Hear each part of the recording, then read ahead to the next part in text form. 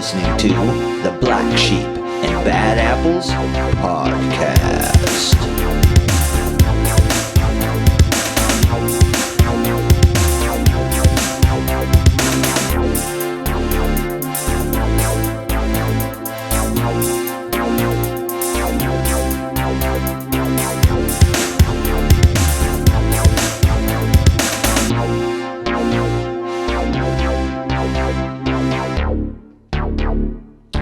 Welcome back to Black Sheep and Bad Apples, baby. That's a very enthusiastic open.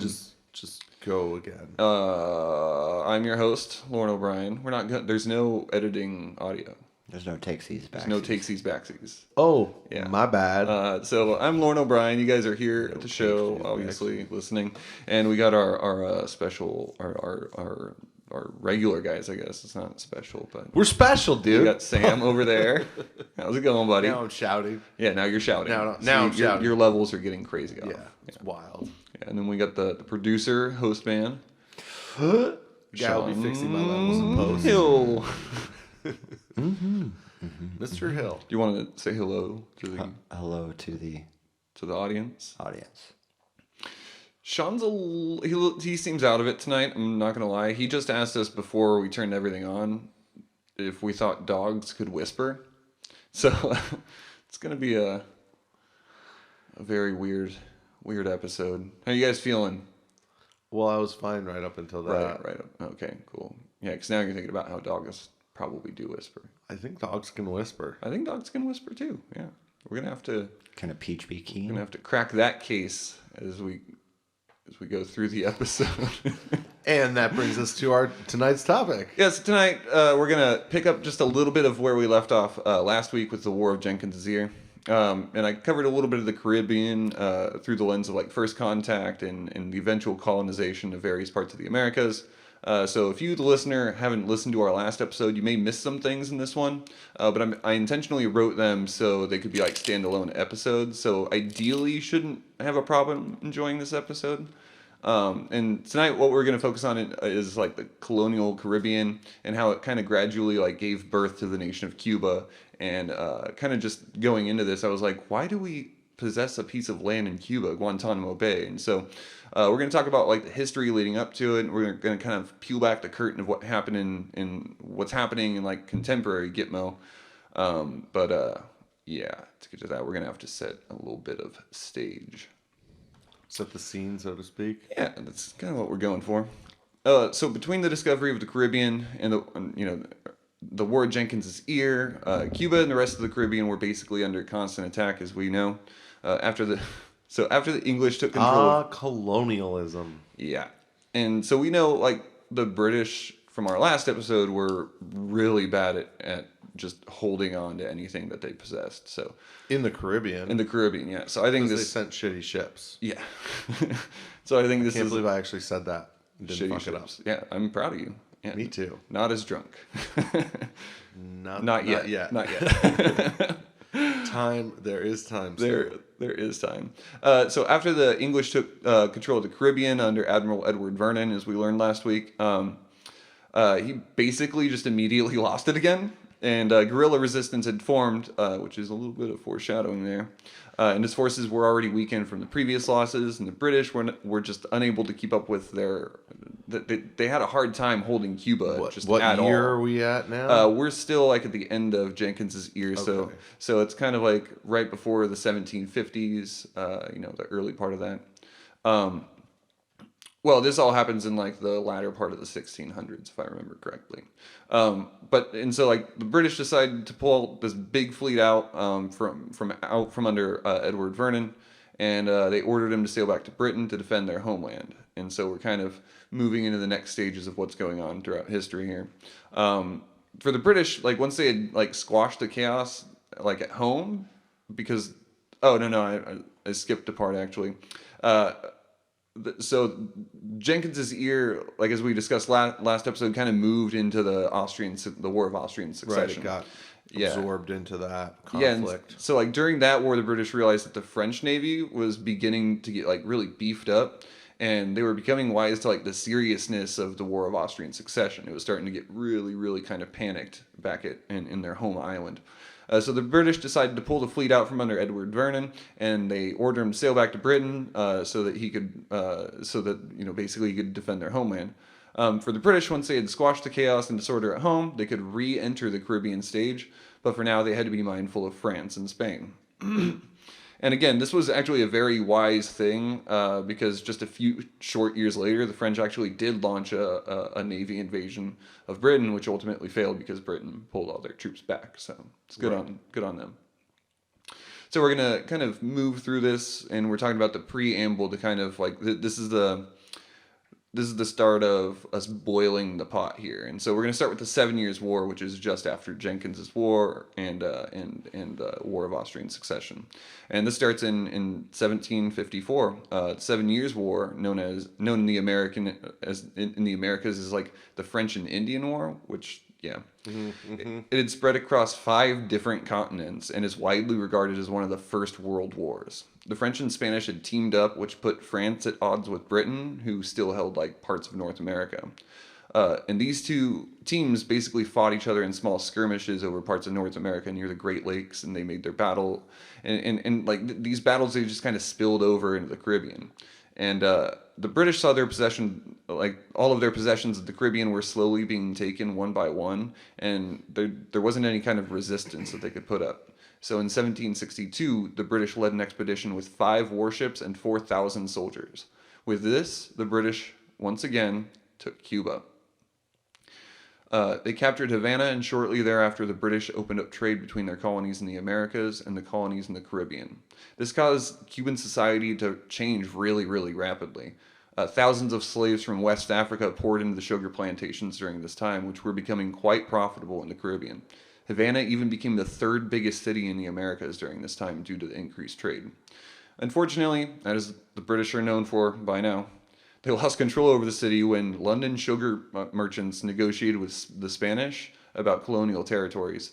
Havana had only been under control of the British for less than a year when the Peace of Paris Treaty was signed. And this effectively ended the 7 Years' War that had been raging in Europe and the Americas, but it also changed to whom the imaginary lines in the Americas belonged. It was agreed that the British got Florida and gave up Cuba to Spain. And this was a good plan, actually, because it reinforced Spain's supremacy in the Caribbean, and so Spain did a good job with this one. And it gave them like naval superiority over the entire region, which also granted them access to like South America and Mexico. And yet again, the British lost their claim to Florida when the Spanish governor of Louisiana, quote, reconquered it with Mexican, Puerto Rican, Dominican, and Cuban troops in 1781. So the British, again, are just fucking losing left and right. 1781? Yeah. So,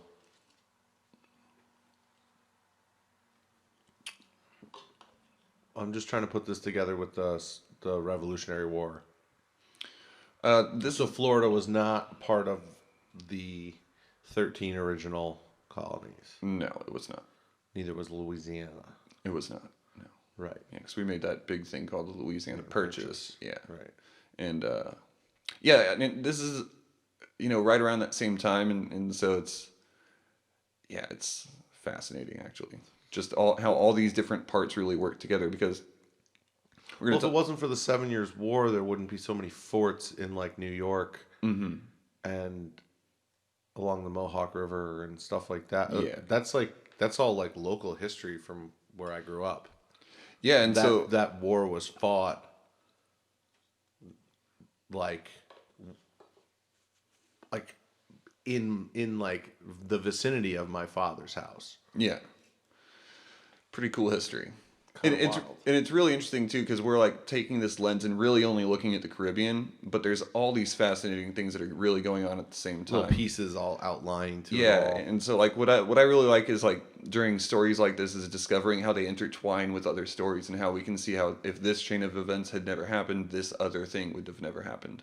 Right. It's just a really interesting, like it gives you kind of a contemporary feel of the era sometimes, which I think is lost to history in a lot of cases. So, next we're going to be talking about the 10 Years' War. because everything has to be a number and a set of years, apparently, if it's a war. So during the late 1700s and early 1800s, a few events were beginning to impact geopolitics. See, Cuba was becoming quite the wealthy and resourceful place despite the constant combat there. There was wealthy native landowners on the island who were beginning to wonder about the amount of taxes they were owing to the Spanish. This was during and slightly after very similar revolutions were taking place throughout the world. The French were busy beheading all their leaders and demanding a republic, wherein they would have members of parliament represent their interests, establishing what is widely regarded as the very first push towards a liberal democracy. And the same thing was happening in the 13 colonies to the north. The American colonists were tired of not having autonomy when it came to how laws were created and enforced, as well as like tax hikes, and just the cost of everything seemed to just be rising incredibly. And so with the Stamp Act of 1765, the colonials got pissed at these new taxes and started protesting. It eventually turned into an all-out war for independence, representation, and ideological and religious freedom. Along similar timelines, but just a little bit later, businesses and plantation owners, as well as planters who worked in the fields, started noticing little issues surrounding like the mercantile aspects of their leadership, and those little issues were a cause for worry. They decided to basically begin demanding social and economic changes for the Spanish colony of Colombia. And at the time, laws against slavery were in effect, but they were just like not enforced at all. And these lazy law enforcement policies had led to a dramatic uptick in the amount of slaves that had been brought into Cuba between 1856 to 1860. 90,000 slaves had been brought in during this 4-year period. And despite the higher prices that were being charged to, buy slaves and a strong abolitionist movement, despite all this, people were still kind of buying slaves around this time. But it wasn't like tech was beginning to advance in such a way that owning slaves was actually less profitable than learning how to use new techniques and technologies that were becoming available. And additionally, the Cuban economy had collapsed in 1857, which meant that sugar plantations failed, and this kept the pot of injustice simmering, but not yet boiling. So everybody's losing their jobs. There's more and more people piling into Cuba right now. There's just nothing. And as they always do, reactionary traditionalist politicians were gaining popularity in Spanish Parliament, who was like kind of governing what's going on in Cuba at the time. These reactionary traditionalist politicians set their sights on one goal: the goddamn liberal reforms. That's what they called like the modernization revolution that would come. And so the traditionalists, rather than just listening to people asking for change, increased the power of military tribunals, increased taxes on Cuban planters and businesses at a rate of 6%. So they upped it 6%. And all political oppression was silenced, including the press. And as revolutionaries are wont to do, the dismal conditions and dissatisfaction spread throughout Cuba, especially the more the Spanish tried to silence it. So it's go figure. Yeah, right.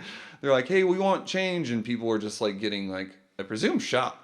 Like they didn't. It seems like there was a whole lot of shooting when you were trying. Yeah, to Spain's had an issue. Continues to seem to have an issue with that, like trying to like squash people's voice instead of just being like cool about the mildly normal shit they're asking for. Like a little bit of change. That's all we really want. And it becomes even more like disturbing when, for instance, here in the United States, when like two people of the same sex want to get married, and that other people want to stop that because it somehow ties in with being a Satanist or like not worshiping the right God. And it's just really weird because it's all about like this selfish perspective. It's like, I want this, I want that, I want this thing, and you can't have that because I. And it's really funny, especially because it keeps happening. It's pretty typical. Pretty typical, thank God. Cool. And so all this like silence, all this like forced silence and political oppression, it was made all the worse when the people on the island began to notice like another familiar trait of revolution: The Spaniards held over 90% of the island's profits, but they only occupied 8% of the population. With strict rules about dissent and a brutal military tribunal, excuse me, the Colombian-born population was getting very frustrated with the fact that they had no representation in parliament and they held no political rights. The Spanish just owned everything. You guys are all parts of an extension of us, but you're not allowed to contribute to our society, even though it's their fucking island. With the reformist platform failing to move parliament to address these grievances, the first independence movement took place on the island of Cuba. So, kind of interestingly enough, the revolution in Cuba was born from a series of very wealthy men, a few of whom actually received like law degrees from the University of Havana. One of these men, Francisco Vicente Aguilera, was so wealthy that at one point he was thought to be the richest man in the East. So this dude's got the buco bucks, because like, you know, the East is like, yeah, it's fucking crazy to think about.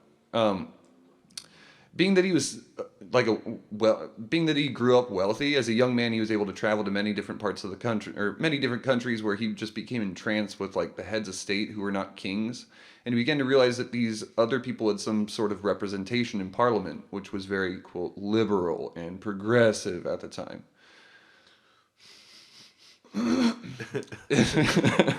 It seems like such a foreign thing to be like, respect me. I hate these guys. Anyway, Aguilera. Us? You hate us? No, okay. These people who think that Just represent. I'm just checking. Sam, you don't have to take it so fucking personal. I didn't take it personal at all. Hey, I wanted to ask Sean a quick question. What color is the inside of that bag? What color is the inside of this fucking bag, bro? What is that a bag of, by the way? Sean, could you describe that bag to me? What's inside the bag? Sean refuses to admit that under a certain light, the inside of a Doritos bag is orange. The inside of a Doritos bag is orange as long as there are Doritos in it. Exactly, but he refuses to see the light. No, the Doritos inside the bag are orange, not the inside of the bag. All right. I mean, take Looks a look. pretty fucking orange to me, man. Looks pretty fucking orange to me. Anyway, we're very ashamed of Sean. I'm embarrassed for you. So Francisco Vicente. Somebody is. Francisco Vicente Aguilera, he became kind of a stars in the eyes kind of idealist, and he was hell-bent on improving life for his fellow countrymen in Cuba. So the Revolutionary Committee of Bayamo was created by Aguilera, and under his leadership spread throughout the East. It eventually spread all the way to the coastal town of Manzanilla, where a man named Carlos Manuel de Cepeda took the reins. And so this is like before like violence and stuff is starting. It's kind of still like just a mindset. Like, we can do this, guys. We can be our own sovereign nation. And Carlos Cepeda had bought an estate in Cuba, which also had a sugar plantation. Born in Bayamo in 1819, he had also gone to the University of Havana to study law until he graduated in 1840. Carlos, dedicated to his studies, moved to Spain at some point in the early 1840s to continue studying law. It was there in Spain that he began working on revolutionary and anti-government campaigns. All this got him arrested and exiled to France. Cepeda later returned to Cuba in 1844 and brought his revolutionary spirit with him. So that's pretty cool. He's learning like how to behead the heads of state, because How to be a rebel. yeah, how to be a rebel. And he's just he seems like an okay guy. And so I want to just put a little context in here. The eastern part of Cuba, where Francisco Vicente Aguilera and Carlos Manuel de Cepeda grew up, it had a lot of land and a lot of plantations, but the area was still very poor. And this was where Aguilera and Cepeda thought they might be able to help. Their idea was simple: stir the masses into a frenzy and create a revolution. Again, having watched the French and American revolutions, some of the dissenters in Cuba began to It's think so simple. maybe they could overthrow their own colonial masters. And plans had started being made. Yeah, it's pretty cool. And it's like, again, these guys kind of just start off like talking about this stuff, and it kind of develops into this. Manuel, how hard could it be? Exactly. Like it looks like everybody else is doing it. I think we could do it. We got a lot of us, and there's like 8% of them. Like these Spaniard white bastards seem like we could probably take them. We could fuck them up, I think. So what happened? Did they? Cepedes had spoken with many people in the region and had gathered enough followers to begin planning an uprising. The various revolutionaries had all agreed on October 14th, but they had to expedite their plan because the Spaniards had discovered it. So instead, the revolutionaries because they all talked about it. They all set talked a about date. it. Yeah. Yeah. Well, Tell everyone you know. yeah. Well, there's also at this time the Spaniards have these like volunteers, which we'll talk about a little bit later. They're essentially like imperial guards and like policemen. Like they kind of run the beat. You know what I mean? But these are still like Cubans and like Africans and people who are like just normal looking people. And so, like, I imagine that there was, like, a lot of plain clothes officers who were just, like, hanging out in bars. Infiltrators. Yeah, well, not even... Setting out pallets of bricks and shit. There you go. So, these fucking Antifas are out here again. And... and so the revolutionaries, instead of doing it on the 14th, decided for October 10th, 1868. Early that morning, Cepedes issued his Grito de Yara, or Cry of Yara, from Demawagwa, his plantation. I'm sure I mispronounced that. I think everybody's sure you mispronounced that. As a note, the Cry of Yara is named that because it's the cry of the region. Yara is the name of the region that they're in currently. And so, from what I gather here, Cepedes just gathered his slaves with his slave bell, but instead of, like, it was typically rung to bring in people to receive their day's orders. And so on this day, Cepedes actually announced that all of these slaves were free men and that they were invited to help him overthrow the Spaniards. Pretty cool. So after freeing his slaves, he kind of just assimilated them into this very poorly organized and practically unarmed force. But shortly thereafter, Cepedes took to town and issued a manifesto as a way to explain the revolt and what exactly was happening here. Having been issued by the Joint Revolutionaries of Cuba, which was a newly formed organization, the statement released was to describe the reasons for their actions. And I'm going to read that to you guys here now.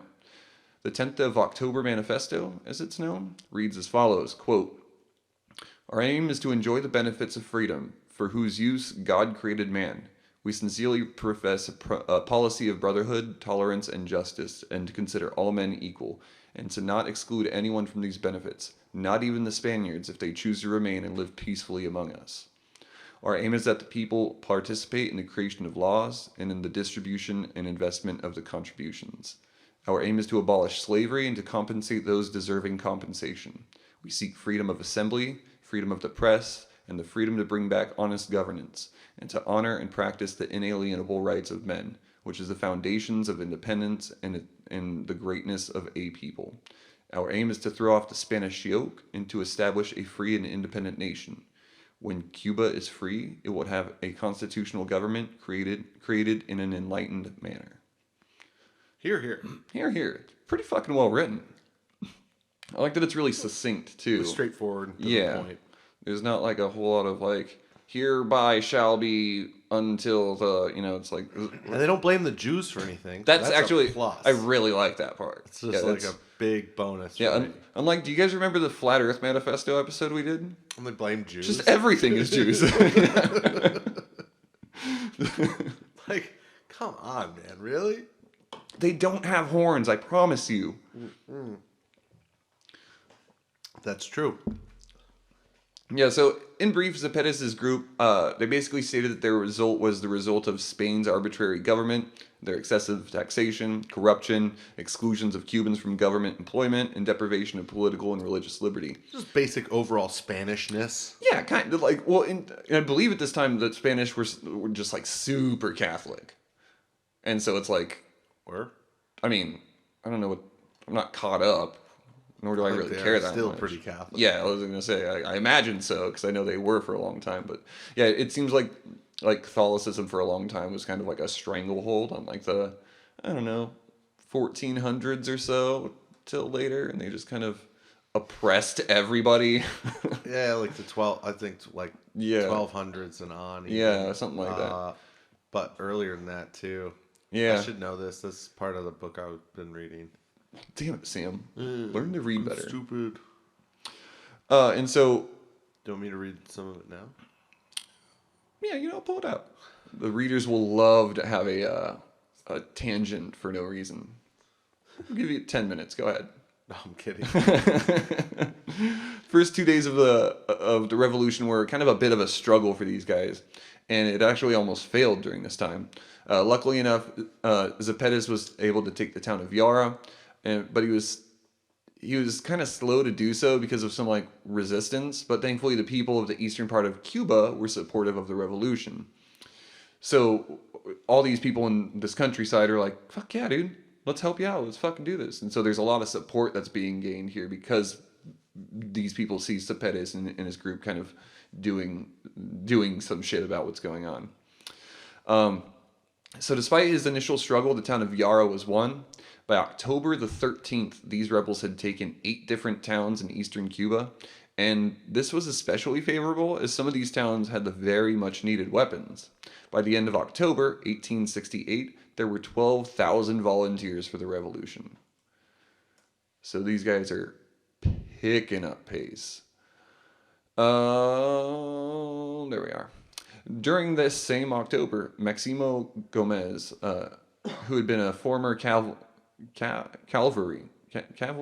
officer with the Spanish and the Dominican Republic, taught the Cuban revolutions a very special technique, the machete charge. The machete charge was a technique for taking advantage of the way the Spanish forces organized. So the Spanish, their standard technique at this time was to form a square with their men, presumably to like see in all directions and kind of like an everybody as everybody's back kind of a thing. Napoleonic warfare. Yeah.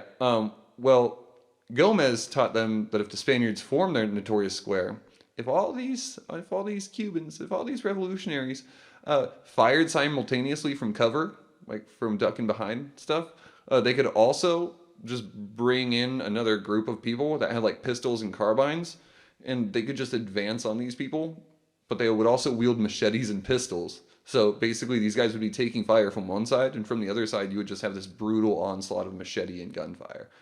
It's pretty fucking cool. Yeah, and for whatever reason the Spanish didn't know not to do that, so it was very effective for a long time. And good on them. It's fuck the Spanish. Yeah. At this time, anyway. With this new information, the rebels would eventually take the city of Bayamo, where the capital of the Republic in Arms was to be held. However, in January, the Spanish had retaken it, but all of the fighting had basically burned Bayamo down to nothing. The war spread east quickly. November 4th, 1868, the third biggest city in Cuba, Camagüey, had risen up against Spain. February of the next year, 1869, the province of La Villas had followed suit. Camagüey was later the host to the Constitutional Assembly, which was essentially meant to provide more legitimacy to the revolution by creating a part of a government. And it was there they could decide things like, should civilian matters be governed by the military? Or should there be a centralized institution for both military affairs and civilian matters? Or should we keep the civilian and military authorities separate? Or like, should we have the civilian governing the military? There was a lot of questions that everybody kind of had. But what they came to was essentially they wanted the civilians to govern civilian stuff and to govern the military. So it was a like kind of the first step in regards to this democratic process. They create this kind of constitution or this Congress. People get together and they decide stuff, and they decide we think the people should be in charge of both civilian affairs and also the warfare aspect of this. We think that we can do this. And I think it's pretty interesting. So after a little like shuffling of hats, the assembly officially became the House of Representatives and was also the rebel nation's highest authority, again supplying their movement with legitimacy. It was in the same year, 69, that the Spanish, who had been trying to reach an agreement, decided negotiations had failed. Instead of negotiations, they declared an all-out war of extermination. Political leaders who were arrested were ordered to be shot on sight. Any ship with weapons were to be seized and all on board shot. All males above the age of 15 were shot if they were found outside of their home or plantation without a feasible reason. All rebel cities who did not raise a white flag would be burned to ashes, and all women away from their farm or home would be arrested and taken to camps inside the cities. Neat. Dude, it's like it. You could really see like the mental switch. It's like we're gonna play nice for a little while. Like it sucks, having people shot and shooting people. And then it's like, you know what? Fuck this. We're going after their families. We're going after their kids. We're gonna shoot 15-year-old boys who don't know exactly why they're not in their home. It gets wild. And for years, this war ravaged Cuba. And during 1872 and 73, Cepedes and another insurgent leader were killed. And this kind of 1872 and 1873. Did I say 17? I'm so bad at that. And their deaths significantly diminished the capacity of the war. And kind of despite the civil war that had erupted in Spain, the Spanish were still able to hold Cuba, unlike the fucking British. And eventually they even had 250,000 troops on the island. Eventually, what the fuck? Yeah. So eventually the insurgency lost its steam due to small bouts of like racial infighting, as well as the fact that the U.S. provided Spain with newer weapons and offered the rebels exactly zero. So eventually the Cuban Republican arms had dissolved, and by 1878, the peace deals between the remaining rebel outliers and the Spanish governments of Cuba, called the Pact of Zanjon, had resulted in the end of the 10 Years' War. The peace deals that were made the owning of firearms by private individuals illegal, but as we'll see, this is kind of just the beginning for the push for independence in this nation of Cuba. Because this idea, even though the rebels were squashed, is still very strongly held in these people's minds. And we're going to kind of get onto that with the Little War, which is when we get back from our break. So how do you guys feel about getting caught up to this point? Well, so far, I'm just really, again, loving the Spanish. Very cool. They're the coolest. Sean, you haven't said much, especially about the Doritos. Just taking it all in. What color's this pumpkin, dude? Yeah, what color's pumpkin? Blue, like everybody knows. Yeah, so our listeners probably don't know, but I am actually colorblind deficit. And Sean has been trying to make fun of me. He's being insensitive. All day. He's being very insensitive. I'm color deficit, and you can fuck off with that bullshit. You know what? Stop the show. We're going to go on a break, and we're going to argue about this afterwards. All right? So you listeners, stay back, because there might only be 2 people involved in this conversation. Stay back. Stay tuned. I don't know. This is a terrible break. Break.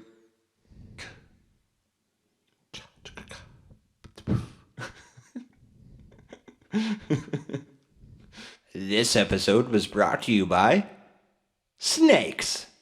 Pray with them, love them, cuddly. Release them into your yard as pest control. Piss off your neighbors. Put them in your teacher's desk drawer. Snakes. Their limitations are equal to their amount of legs. Snacks. Just in time for the holiday season, the Fauci Elf by Health on a Shelf is an adorable addition to your seasonal decor. His smiling face waits to greet your family members staying over for the festive season. Unlike years gone by, health and wellness is of the utmost concern, and as such, the Fauci Elf is here to help. 'Twas the night before Christmas, and all through the house, Fauci Elf was here, as quiet as a mouse, to test your aunt, your uncle, and grandmother too, to make sure that no one gets an additional flu.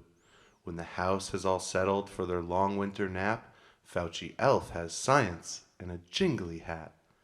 One swab at a time, no nose he will spare. With health on a shelf, they'll know that you care. This episode of Black Sheep and Bad Apples is brought to you by Bats.net. Bats! It's just a shipment of bats. Maybe it's for mosquitoes. Maybe just for a hobby. Maybe to release in some random politician's house so when they come home they think Dracula's been there. Who knows? What you do with them is up to you. Bats! Welcome back to the podcast that is written soberly and delivered in various states of inebriation. Sam, are you indulging? Yes. You should indulge now before we get into this. I've indulged enough. All right. So how are you guys feeling? Indulgent. Indulgent? Yeah, that would be. That's good. That's good. So we're going to talk a little bit about a little thing called the Little War here. This one's not a number in years? No, it's just... So there's a minimum amount of years before they start... It was too many days to be a day's war, and it was not a year, so... exactly. That seems like it. Yeah, because there's a no number, no year. It's just the Little War. Yeah. We fought for a little while. Little war. And so after signing the Pact of Zanyón, which ended the 10 Years' War, a man named Calixto Garcia had issued another manifesto against the rule of the Spanish in Cuba. And this was, slightly after this. It's like right before, like 1980 or 1880 rather. Called it. What? What did you call? Earlier, I was like 1980. 1880. Yeah. I'm just bad at that. I'm bad at numbers. I've got Just pointing it out. dyscalculia. So Garcia, who was like one of these leaders, and he hadn't signed the pact, and so he decided to create a small group of revolutionaries. I'm gonna go my own way. Yeah, he went rogue. He went rogue for sure. That's why the war was little. Yeah, and I'm gonna do it on my own. Who's with me? And not for nothing. Yeah, they were very poorly organized. 5 dudes are like, "Oh, go." Literally, Garcia was the only experienced person capable of leading other peoples, so the organizational structure was super lackluster. They had no allies and hardly any weapons. And with the 10 Years' War having just finished up months ago, I think it's 8 months ago at this point, the population was just exhausted with war, and they weren't really that inspired at this point. It had just gotten down. They were kind of still downtrodden. Everybody's feeling a little bit... We just got our asses kicked. what are you doing, dude? You look like a little teenager who's gonna, what are you gonna do? Throw rocks at a cop car? No. You're not gonna change the system right now. And so they just weren't inspired at all by this new upstart. You must have a faith. And so during the Little War, there was little fighting to speak of, and at the end of it, most of the leaders had been arrested in the western part of the island where the Spanish imperialism was the strongest. So between 1879 and 1880, most of the rebel leaders were either capitulated or they were defeated in battle. And so essentially this revolution died before it even got its start. They had no friends, they had no money, they had no weapons. It was just a couple of dudes who tried a couple things and ended up getting arrested and shot. Afterwards, the Spanish decided to subject Cuba to their constitution, and this was in 1881. So Cuba was now allowed to send a representative to Parliament, although Cuba at this point had a really hardline conservative attitude, and that really didn't mesh well with the kind of traditional liberal is what they called it at the time, parliament in Spain. And so even though they had a dude in parliament, it did nothing to change Cuba. And that was the entirety of the Little War. Wow. From start to finish. Riveting. Fascinating, right? Really exciting. I want to take you stuff. over. No, you're not. That's You beat me. Yeah, and so now we're going to get into the big war, the actual Cuban War of Independence. And so as we know, Cuba was not long for peace because the insurgency began again. This time, however, the Cuban War of Independence would be different. This was 10 years after the end of the 10 Years' War, and this was in 1886. Spanish Cuba had abolished slavery, and thus newly freed men joined the workforces on the farms and fields, which kind of really sucked for the plantation owners. With all the new changes... Oh, I don't have slaves anymore. And so with all the new changes in Cuba, the upper crust, all the plantation owners, these people, this entire class of people collapsed into the urban middle class. And former slaves were also rejoining were joining the middle class at this time. The number of plantations... The best class. The best class. The number of plantations dropped significantly throughout Cuba. However, the efficiency of sugar mills began to increase. The only plantations that could exist in this new market were those owned by bigger businesses, which would later grow into modern corporations. Joy. Joy. Very fun and cool and good. And fun. And cool. I didn't. And cool. Oh, I didn't mention either of those? Man, I'm No, really off my but game we tonight. got you back. Thank you guys. What would this show be without you? Pretty much Just nothing. you. It would just be me talking into a microphone for an hour and a half. And not recording it. Yeah, because you're like, what button? What button do you press? So the next character in this revolutionary As long as theater. you recognize that. That's all we want. Thank you for keeping me humble, Sam. So Jose Marti, who had Thanks. been... I don't contribute to any of that. No, you really didn't. You really didn't. Thanks for pushing record, Sean. Loser. Jesus Christ. We're the best. We're the best. Best two friends that anyone could ever have. The best two friends that anyone could ever have. So glad this isn't a tangent. What do you need, Sam? Oh. Reach farther with your monster arms. What? So you're taller than I am, spider monkey. The next person involved in this Cuban theater is Jose Marti, who had been a revolutionary since like a really young age. Like he was like 3 or 4 when he started like learning shit from his dad. So it's pretty cool.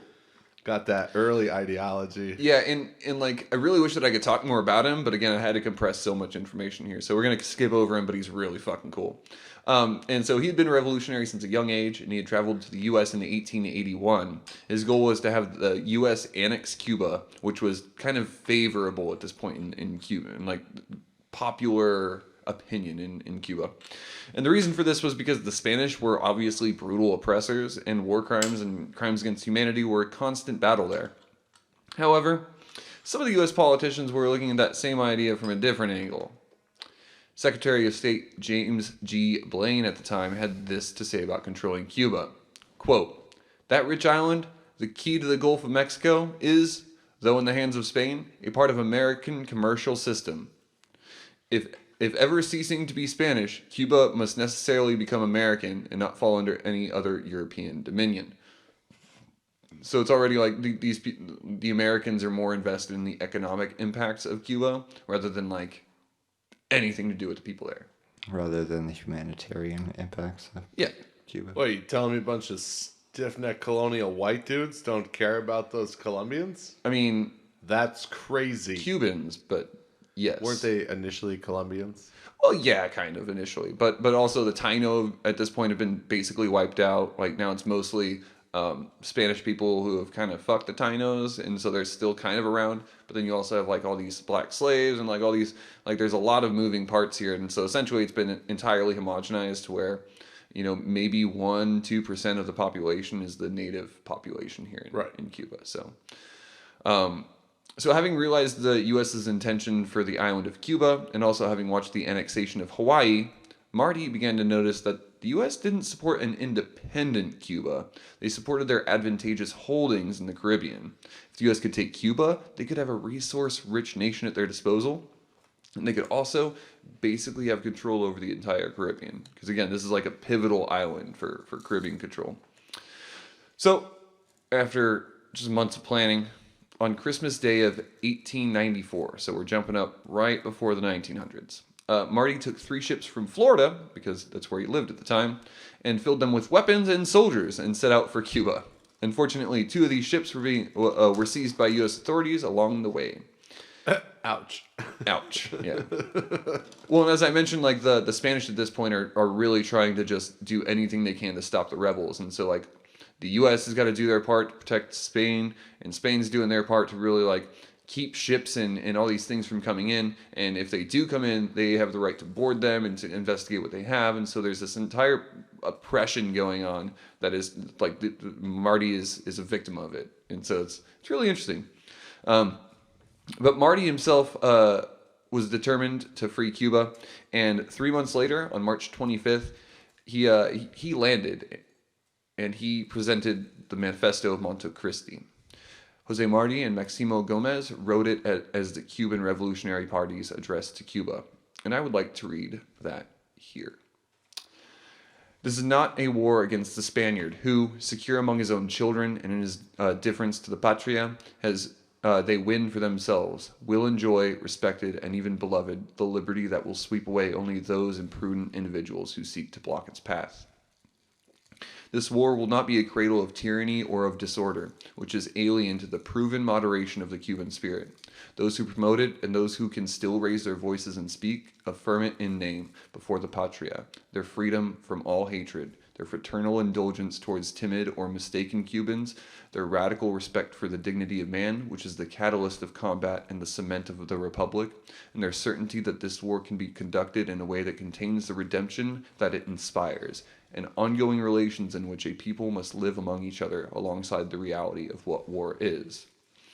They must express as well their categorical determination to respect and to ensure that all respect the neutral and honor and ensure that all respect the neutral and honorable Spaniard during and after the war, and to be merciful towards the repentant and inflexible only towards vice, crime, and inhumanity. The war that has begun again in Cuba, the revolution does not. In the war that has just begun again in Cuba, the revolution does not see cause for a jubilation that could commandeer an unreflecting heroism, but only the responsibilities that must preoccupy the founders of nations. Pretty cool. It sounds like every other manifesto. It really does, without all the Mumbo and jumbo. mumbo and jumbo, and I was going to say mention of the Jews. Also, no mention of the Jews, which Yeah. I appreciate. It's a big plus. Big plus. It's yeah. always a plus. Yeah, and I'm definitely a fan of any manifesto that is not anti-Semitic. Although that Flat Earth one was pretty funny. I mean, it was funny. It was just Dumb. sad. Yeah, dumb and sad. And with just this undertone of hate. Dumb, sad, and hateful. Interesting. Surprising. I wonder if some of those people maybe Hard win, bro. incels or maybe something like that. Who knows? 4chan. 4chan, baby. So, summarized in part, the Cuban Revolutionaries' policy declared that this war should be waged by both black people and white people, and in fact, it was crucial that both of these people participated. He was also steadfast in his belief that Spaniards who weren't in favor of Spanish rule, nor against the war, should be spared. He also made sure that no harm would come to privately owned rural properties, and his final goal and/or policy? Cuban life should be revitalized with a prosperous economy. So, the explosive insurrection began a year after Marty's landing. On February 24th, 1895, was when the uprising began. In the east of Cuba, the revolution had taken many places very quickly. Places like Santiago, Guantanamo, Jiguani, St. Louis, El Cobre, El Cañi, to name a few. The eastern part of the island seemed to just fucking explode with revolution overnight. And in the central parts of Cuba, the insurgency was slightly less effective because, the more east that you go towards, the Havana province, the more the Spanish have control over. So it's really a battle of, east to west going on here. So in the central parts of Cuba, the insurgency was slightly less effective. Ibarra, Juan de Grande, and Aguada were not very well organized, and some rebel leaders were captured and others shot. In the western part of Cuba, especially in the province of Havana, the insurrection was quelled before it even started. Revolution leaders further west, in a place called Pinar del Rio, were told to hold their ground and wait, as the western portion of the island was just fucking notorious at this point for being resistant to resistance. The Mambi, which was the name given to the resistance fighters in Cuba, led two expeditions in on April 1st, 1895, god damn it, and April 11th. Around this time, the Spanish forces consisted of about 60,000 Spanish soldiers. God damn. Various states of inebriation. Various My man. states. And around 20,000 Spanish and Cuban volunteers. And the volunteers were usually playing the role of Imperial Guard and law enforcement officers, as I kind of talked about. However, by December, there was nearly 100,000 Spanish troops on the island and around 63,000 volunteers. A year later, at the end of 1897, there was almost 250,000 Spanish troops and around 60,000 volunteers. Again, Right. yeah, cool. And the name Mambi was the name of a Spanish officer who had helped like the Dominicans fight for independence in 1844. And the soldiers who fought under him were nicknamed after him, the Mambis. And as the Spanish tried to degrade and belittle the Cuban revolutionaries, they derogatorily called them the Mambis. But the Cubans actually took to it with pride. They really liked this because...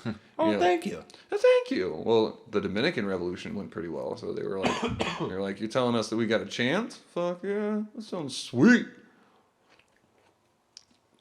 And again, there was very little munitions and firearms for the fledgling revolution, as they had made virtually illegal, by the Spanish, just any guns. So the guerrillas had to use other tactics. They would use quick attacks coming in and leaving on horse. And these quick raids were very effective as the guerrillas knew the environment better than the Spanish. So for 2 years, the Cuban rebels did quick hits on their enemy, swiftly moving in, hitting their objectives, and disappearing into the landscape. And these were important because the rebels weren't fighting the enemy to defeat them. That was secondary to their real goal. Their real goal was stealing guns. And these raids was where they acquired most of their firearms. Right. It's fucking sweet. And I'm just imagining you're just sitting outside of an outpost with your rifle or whatever. And you hear, and then a machete, whooshing, and done. Well, you wouldn't hear that part, but... Well, yeah, you wouldn't hear that second part, obviously. But it honestly frightens the shit out of me to think about how... To be a Spaniard at this point, who's very much, religious in most of the sense, and then to see basically this ghost fly out, butcher one of your friends, and then to be like, oh shit... And you go out and check on your friend, and they come by and butcher you and it's just, it's terrifying. I mean, that sounds like some movie shit to me. A horse makes a lot of noise, and we have stereoscopic hearing.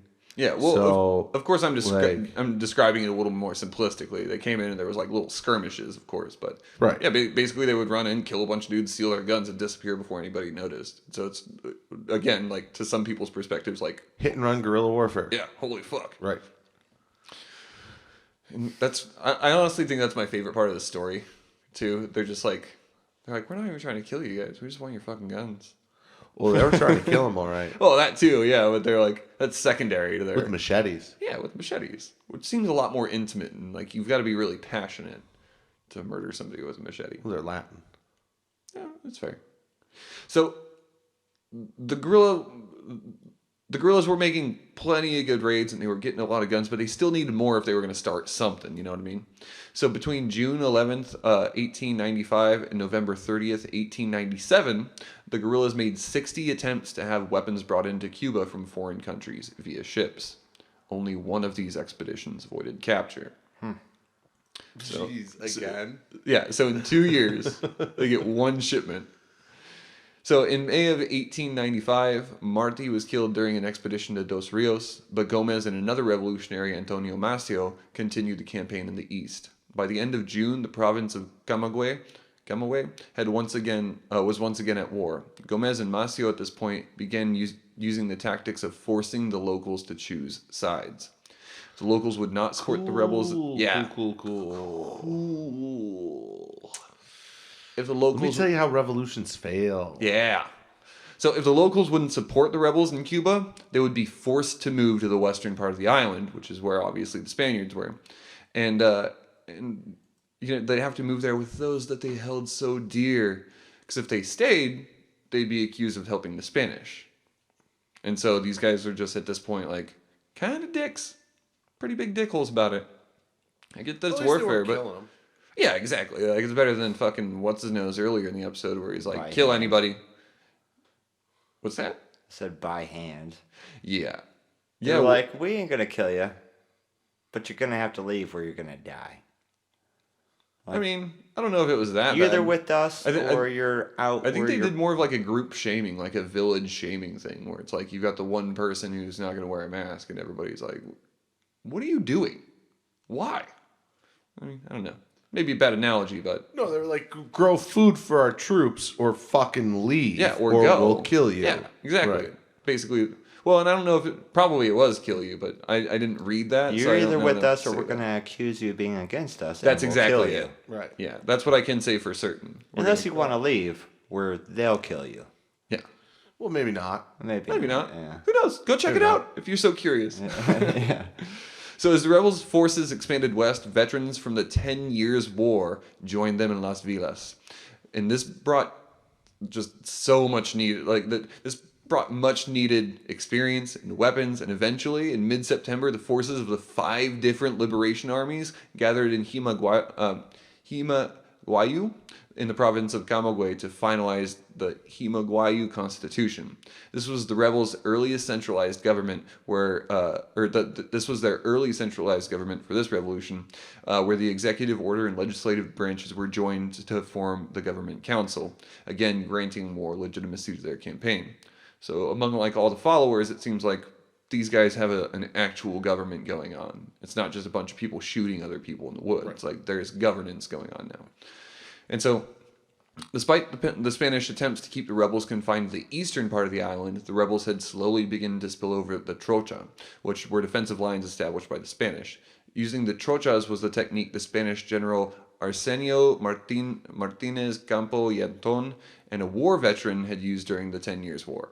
The Cuban revolutionaries had used their cavalry, however, to overcome these defenses and had slowly begun to take control of the west. By January 22nd, 1896, the western tip of the island had been taken. So these guys have fully expanded into their new region. They've taken the west, and there's a couple of little bastions. Like Havana, which is on the north shore. Yeah. And so the Spanish kind of responded. Northwest, but... Yeah. So the Spanish responded to this by replacing Campos with General Valeriano Weyler, who introduced terror tactics such as executions, mass exiles, and enforcing certain citizens to stay in certain regions or cities, and destroying farms and crops. By October 21st, 1896, Weyler had ordered all the people of the farmlands and countrysides to pack up their livestock and go to various forts and towns that were occupied by his troops. He would give them 8 days to move their entire life. So cool. Yeah.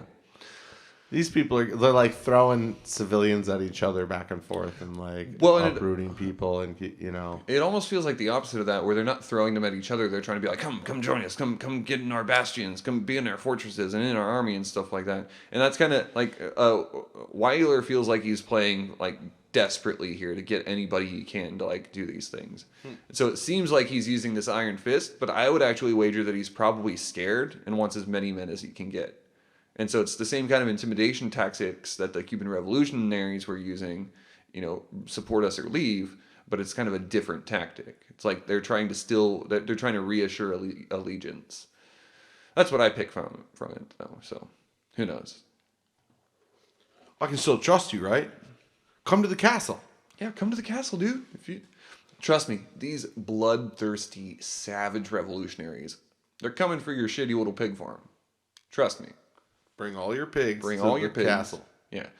For no other. We don't want to eat your pigs, buddy. We just want you to. We want you to be safe. Ate all their pigs. I bet they did. They did.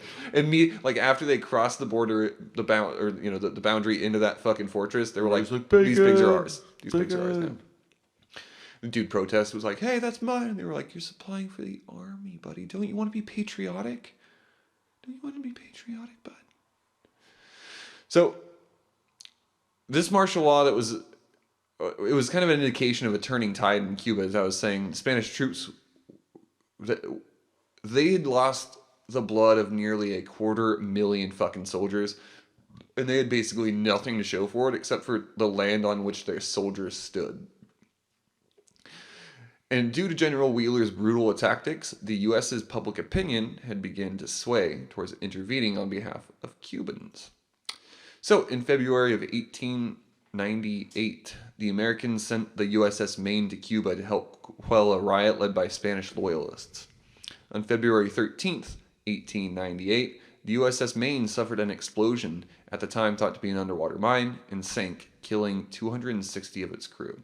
It's been theorized that the most likely story was that the explosion occurred probably inside the ship, but the exact cause has never really been established clearly, so nobody ever really knows what happened, but that seems like something malfunctioned. And the sinking of the Maine had really pissed off the people in the United States. Yellow journalists, which was a term for tabloid-like, unreliable, and unverifiable reporting, they quickly spun the story into an attack by the colonial Spanish. These yellow journalists also fanned the flames of atrocities occurring in Cuba, and those efforts worked. The public opinion swaying from anti-interventionalist to having a thirst for war. Anti-interventionalist? Yes. So not anti-fascist, Interventionalist. So how would you say that? Antifees? Antient. Antifees, not antifas. Antivs and Well, antivies. Antifa is fascist. Right. And so this would be anti-in or antient. Doesn't matter. So the president at this time, William McKinley, made a request to Congress to send American troops to help to Cuba to kind of sort out what was going on there and kind of stop the Civil War. And he did this on April 11th, 1898. 8 days later, Congress passed this joint resolution supporting Cuba and their movement towards independence, while at the same time disclaiming the intention of annexing it. It seemed many people were steadfast in what they wanted to do there. Most people wanted to help the Cubans, but they absolutely did not want to colonize, occupy, or annex the island nation. And so this is in 1898, the April of it. And even the Teller Agreement, which was passed specifically for this, disclaimed any ideas of annexation. And so we're going to read a little bit from that here. It says, whereas the aberrant conditions which have existed for more than 3 years in the island of Cuba, so near our own borders, have shocked the moral sense of the people of the United States, have been a disgrace to Christian civilizations, culminating as they have in the destruction of a United States battleship with 266 of its officers and crew, while on a friendly visit to the harbor of Havana, and can no longer be there's a lot of commas here, and can no longer be endured, as set forth by the President of the United States in his message to the Congress of April 11th, 1898, upon which the action of Congress was invited. Therefore, resolved first, that the people of the island of Cuba are of right ought to be free and independent. Second, that it is the duty of the United States to demand, and the government of the United States does hereby demand, that the government of Spain at once relinquish its authority and government in the island of Cuba and withdraw its land and naval forces from Cuba and Cuban waters. Third, that the President of the United States be, and he hereby is, directed and empowered to use the entire land and naval forces of the United States and to call the actual service of the United States the militia of several states to such extent that may be necessary to carry these resolutions into effect. Fourth, that the United States hereby disclaims any disposition or intention to exercise sovereignty, jurisdiction, or control over said island, except for the pacification thereof, and asserts its determination, when that is accomplished, to leave the government and control of the island to its people. End quote.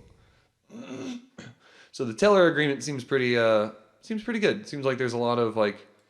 So this was the first time that the United States was like, we're going to change the government here, or we're going to fuck you up. Kind of. Yeah, and it was more. Yeah, that's exactly what it was. They were like, we're going to change the Spanish government to a Cuban government, and we're not going to leave until we feel that there's been like. Until we like the way things is. Until we like the way things is. They use the term pacification. Right. Yeah, and so it's kind of open-ended, but we're going to talk about that a little bit. So. Again, noting... Seems well-meaning.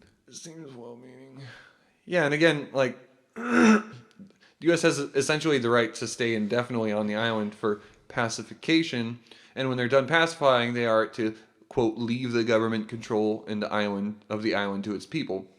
So it seems the Americans are kind of playing the good guy here, and we're going to address that here in a minute. But for all intents and purposes, right here in this moment of history, they kind of are playing the good guy. But there's also something that they kind of overlooked during the Teller Amendment, which was all the damage that Spanish colonial powers were doing to places like the Philippines, Guam, Puerto Rico, and that's just to name a few. And the resolution did literally nothing to help these regions. More importantly, I think it is to note that these islands are much further away than Cuba is, and I surmise that the intention was not the independence of the island nation, but rather an appeal to public opinion and the naval security of the Gulf of Mexico and the Caribbean. So after And what year was this? this was 1898. 1898. Yeah. Okay. And so, did you have something? I was just looking up when the years that states in the U.S. were admitted as being a state, and 45 of the 50 states have been made a state in 1896, Oh wow. which means we only have what 5 more, and that's including Alaska and Yeah. Hawaii, And- which and we'll say is some not of the that is probably just We'll states say- getting divided up. we'll say not the Yeah. continental Dakota United States. So becomes 48. North and South Yeah. Dakota. Well, in Dakota Territory was all 1889, Idaho in 1890, Yeah, so and I Wyoming. think we're looking and at then, the jurisdictionality of like Washington, Oregon, and California. and that's when they were actually admitted as a state and stuff like that. So I was just looking at, you said 1890, 1898. 98. So like 2 years later, we have all but 3 of the continental United States, which is Oklahoma, New Mexico, and Arizona. Just as one little other region left, and we're like, what about the island over there?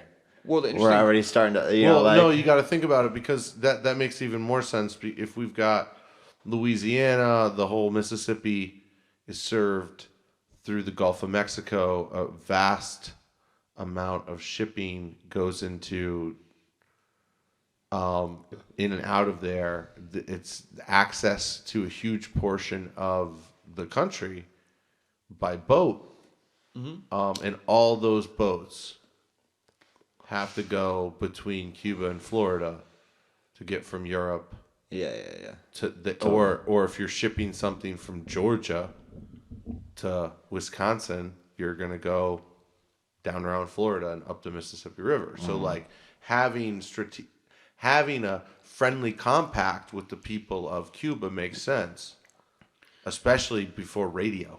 Yeah, definitely.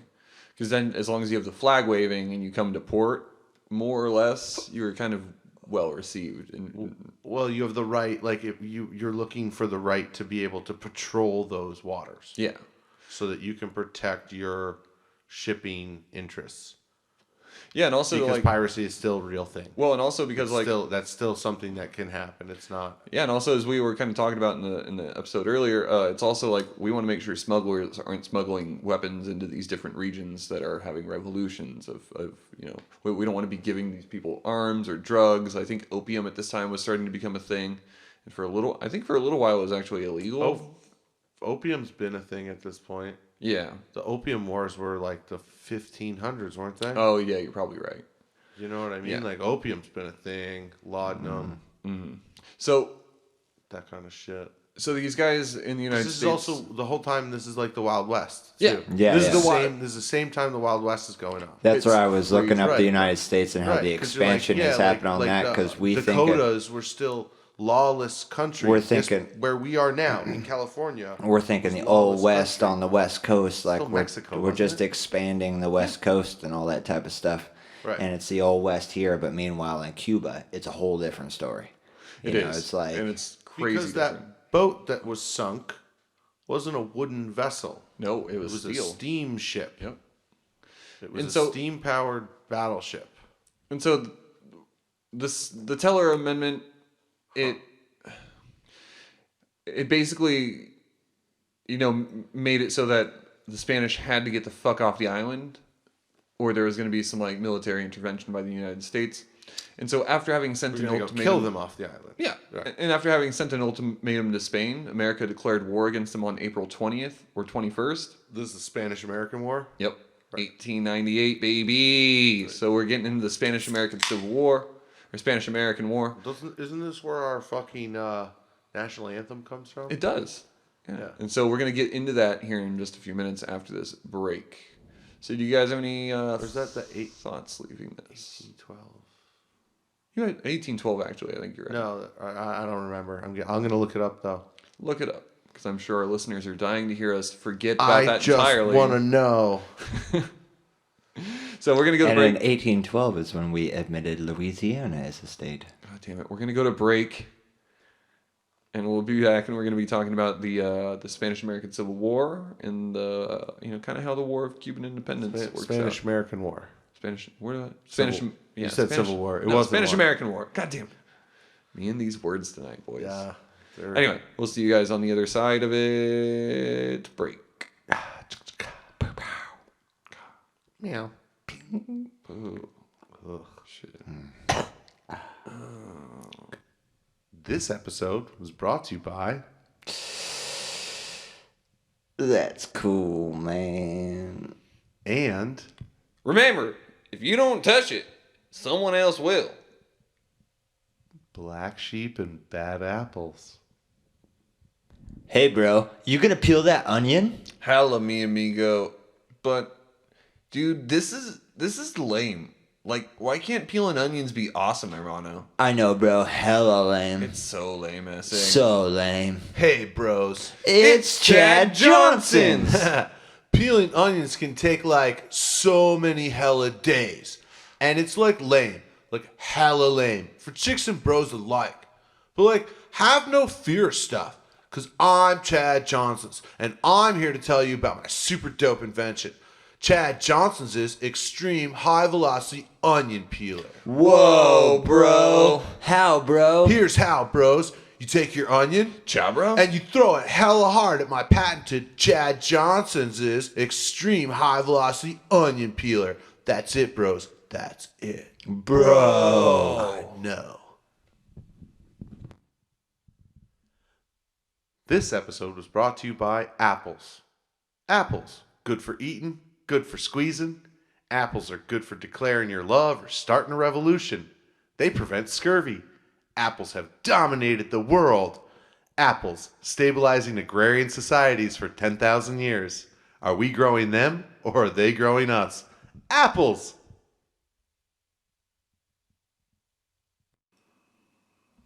Welcome back to the podcast. We've been derailing ourselves trying to get this thing back on task. Oh, that's a really festive green light you got on your hat, Sean. Sean, for all you at home who cannot see what he's doing Or hear what he's seeing. yeah, he's wearing a very black beanie with it's got a little light mounted on the front of it. LED light. Yeah, it's 4 LED lights, and there's like a really bright flashlight, a soft flashlight. Looks like something a truck driver or like a tow truck driver you wouldn't want to come and save you off the side of the road would be wearing. Yeah, it looks like somebody who wants to LARP as like a Navy SEAL, what they wear in order to get through. What they wear when Splinter they're Cell like headgear. Yeah, for but sure. That's what it is. off duty. For all you nerds. Yeah, off duty. Yeah, but it's got Like this at the green bar. light as a functionality to it as well. For Sam Fisher's younger, less adept brother, Doug Fisher. Tom Clancy's younger brother, Bob Clancy. So right when we left, we were talking about how Doug Fisher. how America was essentially like, hey, get out of Mexico or get out of Cuba, Spain, otherwise we're coming. Well, Right, yeah. The ultimatum. the ultimatum. Well, Spain did not leave. So the U.S. Ultimatum, think about it and say no. Yeah, and so U.S. Navy ships began blockading several Cuban ports around this time.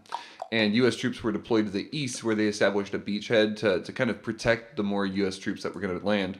And the first goal of the mission was to take the town of Santiago de Cuba, which was difficult because the Spanish defenses were extremely strong here. Again, they only had a couple little places, and this was one of their bastions. And so with Santiago de Cuba the main goal, the U.S. fleet began bombarding it. However, hurricane season had arrived, which forced the U.S. to look for shelter in the very protected Guantanamo Bay. Which is why Americans took it on June 6th, 1898. Less than a month later, on July 3rd, 1898, the largest naval battle in the Spanish-American War took place just east of Guantanamo in the Battle of Santiago de Cuba, which destroyed the entirety of the Spanish naval squadron. So this is a huge blow. These guys are fucked if they want to try to get over here. Because it's still before the 1900s. Steam engines are kind of a thing, but transportation's still slow. Like, communications aren't all that adequate. And so, like, if Spain Battle wants of to get back... Santiago. Santiago. De Cuba. Yeah, de Cuba. And so, with the defeat of the Spanish Caribbean squadron, the U.S. just would make easy work of the very few strongholds the soldiers held themselves in. Having lost Puerto Rico and the Philippines, Spain decided on July 17th, 1898, that peace was the best option. The U.S. and Spain signed the Treaty of Paris, which kind of stated that Spain had to like relinquish all of its claims to Cuba, and that they basically did not have sovereignty there anymore. And the signing of the Treaty of Paris also put an end to the Spanish-American War. Interestingly enough, however, the U.S. prevented Cuba from participating in the peace talks as well as signing of the treaty. The treaty, very notably I'd like to add, did not set a designated time for the U.S. occupation. And although the Cuban rebels had done most of the hard work to liberate their island, the U.S. General William R. Shafter refused Calixto Garcia, the Cuban general, to participate in the surrendering ceremonies of Santiago de Cuba. Now, oh man, it wasn't even a fair fight. It wasn't even. Oh, fair. no. It was this Not by battle any means. was like. how many? Yeah. Well, the Americans sent 4 battleships compared to like they had 4 battleships, 2 armored cruisers, and 2 armed yachts. The Spanish had 4 armored cruisers and 2 destroyers, which is even smaller than a fucking armored cruiser. Yeah. Like they were so outgunned, by those battleships. Yeah. I'm gonna look a little bit more into what these battleships were, which ones they were. Yeah, for sure. And so again, like the U.S. general, even though that they were kind of winning the whole thing, the battle was really like spearheaded by Calixto Garcia and a couple of these other revolutionaries we've talked about tonight. And so it's kind of fucked up that William R. Shafter refused to allow Calixto Garcia to participate in the surrendering ceremonies. But with the way the Americans kind of left the Cuban infrastructure and economy between 1898 and 1902, nearly 10% of Cuban land had begun being purchased by Americans, and 80% of their ore exports as well as the sugar and cigarette factories were all controlled by American companies. So it's only like 4 years after. We want those smokes. We want those smokes, and we want that liquor, we want that sugar. Sounds like the mob is involved. I mean, you could argue that and say that the And maybe had some influence in like, yo, business has always been a mob. down here. Keep it rolling. Keep it rolling. We want those fields of tobacco. Yeah. We want that alcohol. Give us that molasses, baby. Now, Cuban exports in 1905 had reached around $86 million.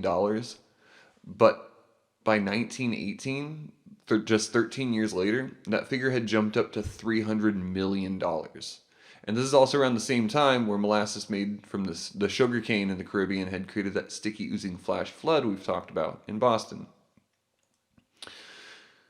Sam, do you have anything you'd like to add that's super interesting about that battle? No, You look fascinated. I just like that I'm down a little bit of a rabbit hole, but it's not so much with the battle. I mean, those battleships that the Americans sent were just so much bigger. They clearly had larger guns. The Spanish tried to make open water and just were basically chased down and gunned into Oblivion? they sunk every single one of these boats. Damn. And suffered like almost no losses of even like injury or you know what I mean? Like no boats on the Americans lost no boats certainly, but like no significant damage. Well, they lost to the their USS boats. Maine, you know. That but- was different. That wasn't part of that battle. Yeah. And that was probably sabotage and used. It was either sabotage or malfunction. That's kind of what I'm getting from the story. Well, I guess the conspiracy behind that would be that the U.S. Admiralty sunk it purposefully. for a black flag. The black flag Yeah. thing, right? Yeah. But it makes sense that they were also, it's before the 1900s. They're carrying a shitload of explosives because they've got these ships. It makes sense that something goes wrong, a cigarette falls out of somebody's mouth or whatever, and ba-boom. Like the fact of the matter is, we'll never figure. know about the sinking of the Maine, but it does like. Go figure a cigarette after you're going for tobacco. To tobacco in Cuba. And Yeah. we got all this. Yeah, this is great. I love tobacco. Let's get it. Oh, damn it. Yeah, and so the sinking of the USS Maine is just, it's arguable because we don't have any forensic information. We don't have any more forensic information that can provide us with the exact, like, what was going on inside the ship, how things happened, you know. The only thing that we can say is that the strongest theory for it is that something happened within the ship and it wasn't like an external mine or something like that. Right, that's what I mean. That the ship was sabotaged or had an accident. Yeah, exactly. I mean, It wasn't attacked from the outside. yeah, and I think everybody knows that. honestly, I want to say that human incompetence will always reign in those regards. Like Occam's razor says that like somebody just fucked up. Sure. Like it's the easiest solution. Anyway, we're gonna get going out of this rabbit hole, and we're gonna talk about the Platt Amendment. By 1902, Cuba was declared independent, and the U.S. had helped. Rabbit. Can I read my script? No. You can try. So by, Fucking luck, buddy. I know with you guys around, this Pass me shit that is Jameson. impossible. Oh God. So by 1902, Cuba was declared independent. 19 Cuba. My name's Lauren. Sorry. Okay. Various states. Stop. 1902, Cuba was declared independent, and the U.S. had helped them create a constituent assembly to act as the fledgling nation's governing body. As the U.S. began to, like, kind of handing the reins over to the Cuban people, they also made a condition for the transfer of power, as we saw earlier. The Platt Amendment. This constitutional provision gave the U.S. the authority to use military intervention in Cuba whenever. Although it was initially rejected by the Cuban embassy, it ended up being forced into the agreement. And actually, I don't think that was an embassy. I think I miswrote that, but have to get some fact checkers on the show. So a part of this amendment to their fucking constitution enabled the U.S. to basically do whatever they wanted. Article 3 of the Platt Amendment states, quote, that the government of Cuba consents that the United States may exercise the right to intervene for the preservation of Cuban independence, the maintenance of a government adequate for the protection of life, property, and individual liberty, and for discharging the obligations with respect to Cuba imposed by the Treaty of Paris on the United States, now to be assumed and undertaken by the government of Cuba. So basically, for a little while, they kind of just were they had total control over Cuba, and we're just there to basically be like, yeah, we're on your team. Don't do that, though. Do the thing that we want. We'll be big brother. Mm-hmm. Don't worry. We got your back. We'll help you learn. Yeah, and so another part of the Platt Agreement, the Platt, what it did was it enabled the U.S. to lease land from the Cuban nation for coaling and for naval bases in Guantanamo Bay. 2 U.S. military bases were originally constructed on the island, and like constructed is in like quotes here. But the original version had called for 4 bases, which Cuba negotiated down to 2 bases. There was Guantanamo Bay and Bahia Honda, and those were the 2 bases that were built in Cuba. And again, built is in quotes. In 1912, the U.S. actually traded Bahia Honda for more land at Guantanamo because they wanted to, further expand on this. Same year that we acquired our last 2 continental states. Oh, fucking New Mexico and Arizona. Land grab, baby. So with frequent American occupations in the early 1900s, the Cuban Constitution, it meant little in regards to shaking off the Americans. It was difficult to enforce a constitutional rule when foreign forces were enforcing other rules. And while the standards of living were gradually rising, Article 40 of the Cuban Constitution, as well as Article 3 from the Platt Amendment, which were ready, they also meant that the United States could suspend constitutional rights under certain emergencies. So it seemed like they still had control over Cuba. Like they were able to suspend any and all kind of treaties that were going on here. And so from here, we're actually going to head into the story of Guantanamo Bay, because I want to pivot a little bit from just the history of Cuba, because, again, we're trying to focus on Guantanamo Bay here. So this kind of leads us up to that story.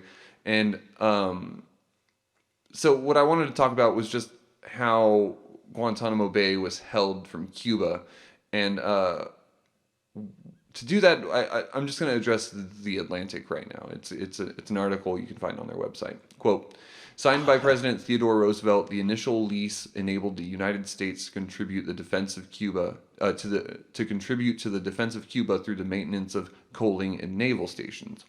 A key element of this agreement was the passing to the United States of complete jurisdiction and control over and within said areas. The only restrictions on the United States were that the area be used only as coaling and a naval station, and vessels engaged in trade with Cuba would retain free passage through the bay encompassed by the reservation. A subsequent agreement, signed by President Roosevelt on October 2nd, 1903, expanded the initial lease, stipulating, among other things, a rent of $2,000 of gold in each year, and that fugitives from Cuban justice fleeing to the U.S. reservation would be returned to Cuban authorities, which is a very important detail that we're going to be getting into here in a moment. So put a pin in there. So as the U.S. cooled from World War I, the basic Guantanamo just spread, in square mileage. It just spread. And the seas around Guantanamo allowed this group of people that we'll kind of talk about here in a little bit, but it allowed them to train for a stable acoustic condition. Guantanamo had stable acoustic conditions, and that kind of meant that these people could train pilots and anti-submarine ship crews. They could study the ranging effects of their ships here, and it was one of those. Quiet.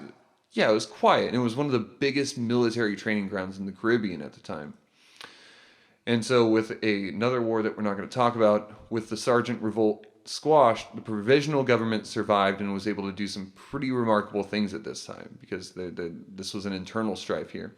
And the right to vote was given to women in 1933, as well as the announcement of the 8-hour workday, and they had finally established minimum wage for cane workers. So we're in 1933, and things are kind of progressing through American occupation. But the Cuban government still kind of held beef with the United States, and even through their prosperity, they wanted to come to the negotiation table with the United States, and it didn't really go very well for Cuba. With the initial lease of Guantanamo Bay to the U.S. still under contract, the two parties left the negotiation table after having reaffirmed two things. One, Cuba is its own sovereign nation and can make independent decisions without having to consult the U.S. The second was, Guantanamo Bay is ours, by contract, in perpetuity, unless both of our nations agree otherwise, or we abandon this extremely valuable military site, which, spoilers, they never do abandon. So essentially they come out of this contract having gained nothing. They have Cuba, yeah. Cuba has the same thing, and the U.S. military has this total sovereignty over the nation, more or less. That's an even better thing. Exactly. Because they now have this contract into perpetuity. Well, and it was always in perpetuity, but this reinforced that, because now there's two contracts that basically say the same thing, and so now they've got doubly the legal backing to what they're doing. And so it's kind of this insidious way of making sure that the lawyers take care of war, if you ask me.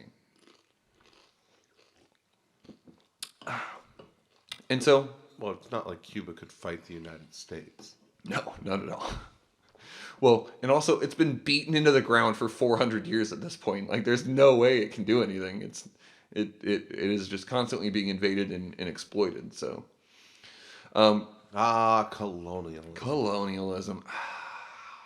Do you ever wonder if that's like the good old days that people talk about?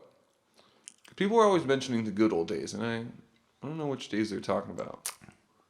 I think most people have an incipient ability to forget the bad shit and only remember the good shit. And so when they look back, they remember all the good stuff, and they say, "Oh, the good old days." Oh man, I miss when gas was 5 cents a gallon. It's like, or also you could beat black people without punishment. Or it's nostalgia for like the innocence of childhood and adolescence. Yeah, that makes the most sense, because like when you really think about it, things are only like gradually getting better, and even now, not great. Not the good old days right now. No, it's not. Yeah, the good old days when like you had to have 18 kids, so you made sure that 3 of them made it to like having their own kids. Yeah. Those good old days, they sound fucking swell. Great. Yeah, and so it was just after like this. It was just after like the 1940s that Castro took power, and he absolutely refused to acknowledge the treaty that enabled a foreign military power to build a base on their island. And with the failure of the Bay of Pigs don't say. in 1970, you don't say. You think that a foreign nation building a fucking military base on Well, I'm United just saying, States soil? Castro's communist. Yeah, but yeah, he's very communist. But also, like, it would offend me if like Japan was like, "Hey, we're taking over Mendocino County and we're building a base here." Be like, "What? Y'all can't do that." But would you be offended at Japan or the U.S. government for allowing it? I mean, I'd have to think about that more in order to develop a fully formed opinion. But And at by the moment, virtue of the U.S. government, if we Sounds want like to a believe in concession. democracy, that's everybody saying yes, we want to do this. The Yeah. consensus is not everybody, but the majority consensus is we do the thing. yeah. So it sounds can't like please all the concession people to me all the time, by the right, U.S. government. But again, we'd have to get into the details and the what ifs. So I was just saying, like, it's not surprising that Castro, the communist, The communist was upset about U.S. the capitalist imperialist, right, having a base there. Yeah. Right. And so with the failure of the Bay of Pigs in 1961, which was an attempt by the U.S. to organize a coup to overthrow the communist government and to kill Castro, you could say that Castro got a little pissed off. Yeah, Kennedy really fucked that one. Botched it real hard. Too much coke Yeah. in the Kennedy coke chambers or whatever. Yeah. And as such, Castro just refused to cash any of the United States checks after this incident, and he maintained that the occupation of Guantanamo, by lease or otherwise, was illegal. And tensions in and around Cuba for at least the last 300 years have been kind of tense, but with the Bay of Pigs, which was quickly followed by the Cuban Missile Crisis, it's safe that the tensions have just reached unheard of levels. It is amazing. It's almost tangible at this point. Go ask your parents how they felt about the Cuban Missile Crisis. Yeah.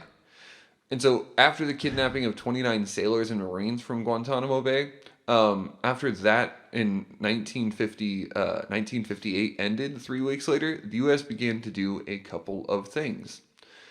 First was they wanted to create a permanent base of Marines in Guantanamo Bay. They wanted them outfitted with artillery, tanks, and attack aircraft because they foresaw a battle with the Cubans. And they set up defenses and fortifications and obstacles, and they did all of this just to slow and intimidate the Cuban forces that were probably going to attack. Most definitely going to attack. Maybe. Probably.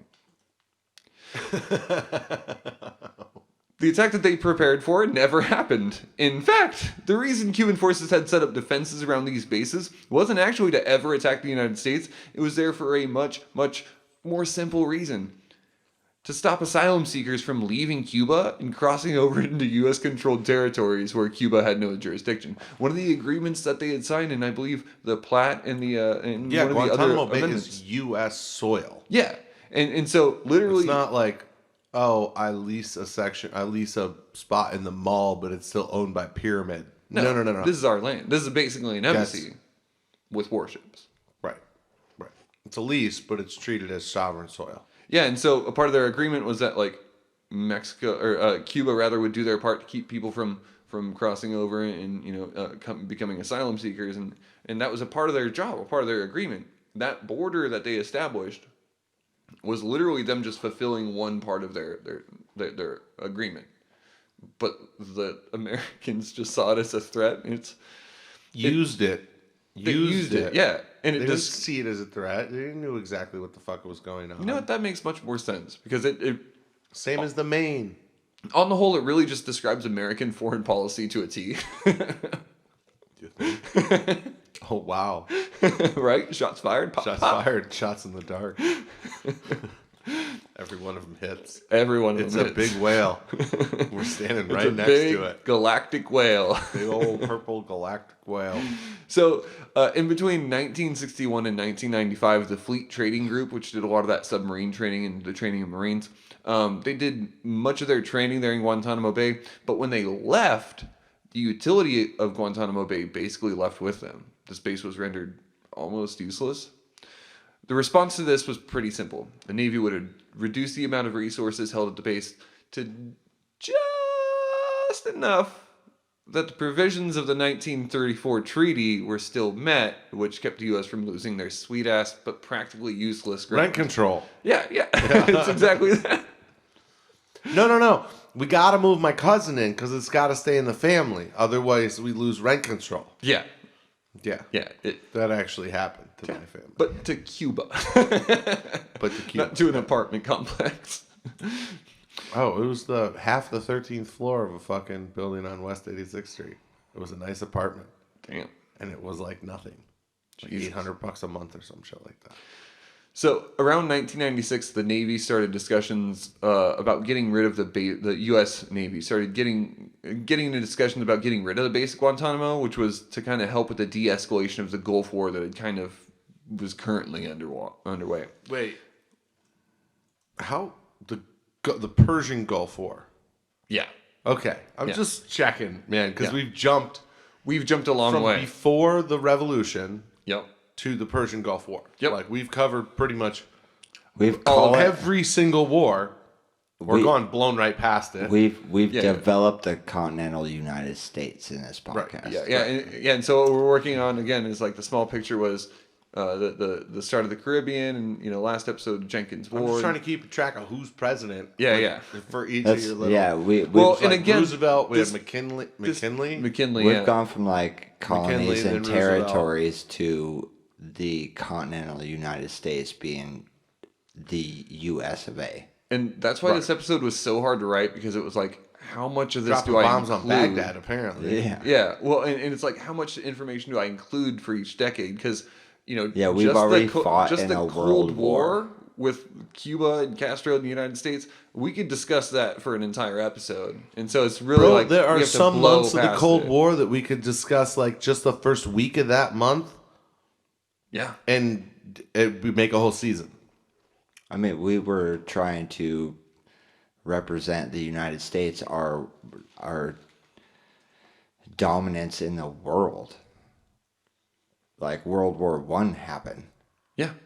Like we weren't just in Cuba. Back-to-back World War champs. Like we weren't just in Cuba. America. We were in we were up everybody's ass with a microscope. And still buying states at the same time. If that makes sense. Like, not only were we fighting amongst the purchasing land from some white people, like we're still trying to conquer not our white own people country. Already owned. We're still trying to conquer our own country and fighting other countries. At the same time. Jesus Christ. Yeah. And so jumping ahead again, around 1996. How old were you?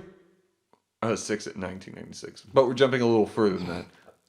Excuse me. One journalist noted that up until the attacks of 9/11, the base in Guantanamo Bay had been basically dilapidated and left to rot, more or less. Mm-hmm. Fences that were supposed to mark the territory of the Treaty of 1934 were a squat 5 foot tall, and in other parts the fences leaned at 35-degree angles.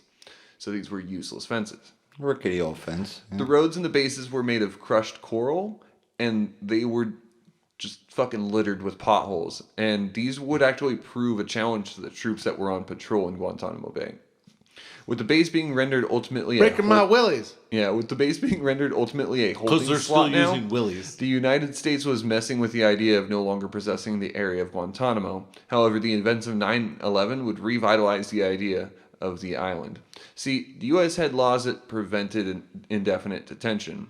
You could not be held for an indeterminate amount of time without being charged for a crime without extreme red tape.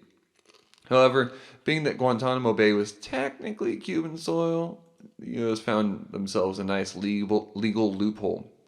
Since January 2002, when the detainment camp was initially established, SecDef Donald Rumsfeld, goddamn, Secretary of Defense. Yeah, pushed the narrative. SecDef, baby. Donald Rumsfeld pushed the narrative that this particular establishment held the worst of the worst offenders. The idea was that Guantanamo would be where the U.S. would interrogate and prosecute detainees for various war crimes and terrorist attacks. And the DoD did a good job of keeping things a secret by defying a Freedom of Information Act request, or a FOIA. However, they ended up losing their legal battle, the DoD, and the battle that they lost them the confidentiality. and the Associated Press won. The U.S. military was forced to publicly acknowledge that they held 779 prisoners in Guantanamo Bay. This was in 2002. Oh, I remember this. Yeah. Clear as could be. I was an adult when this happened. Yep. And so we're getting into some of the fucky parts of this episode. Abu Zubaydah was a man captured in Pakistan following a gunfight in 2002. It was falsely believed at the time that the Saudi citizen had been working with or was a member of Al-Qaeda. Rather than being shipped to Guantanamo, he was actually flown to and held in a secret black site in Thailand, according to Business Insider. This is important just because I want to talk about some of the tactics that happened here, because he actually did get flown to Guantanamo, but these are all part of what's going on. And Abu was basically the first person subjected to George Bush Jr.'s enhanced interrogation techniques, which he used frequently at Guantanamo Bay.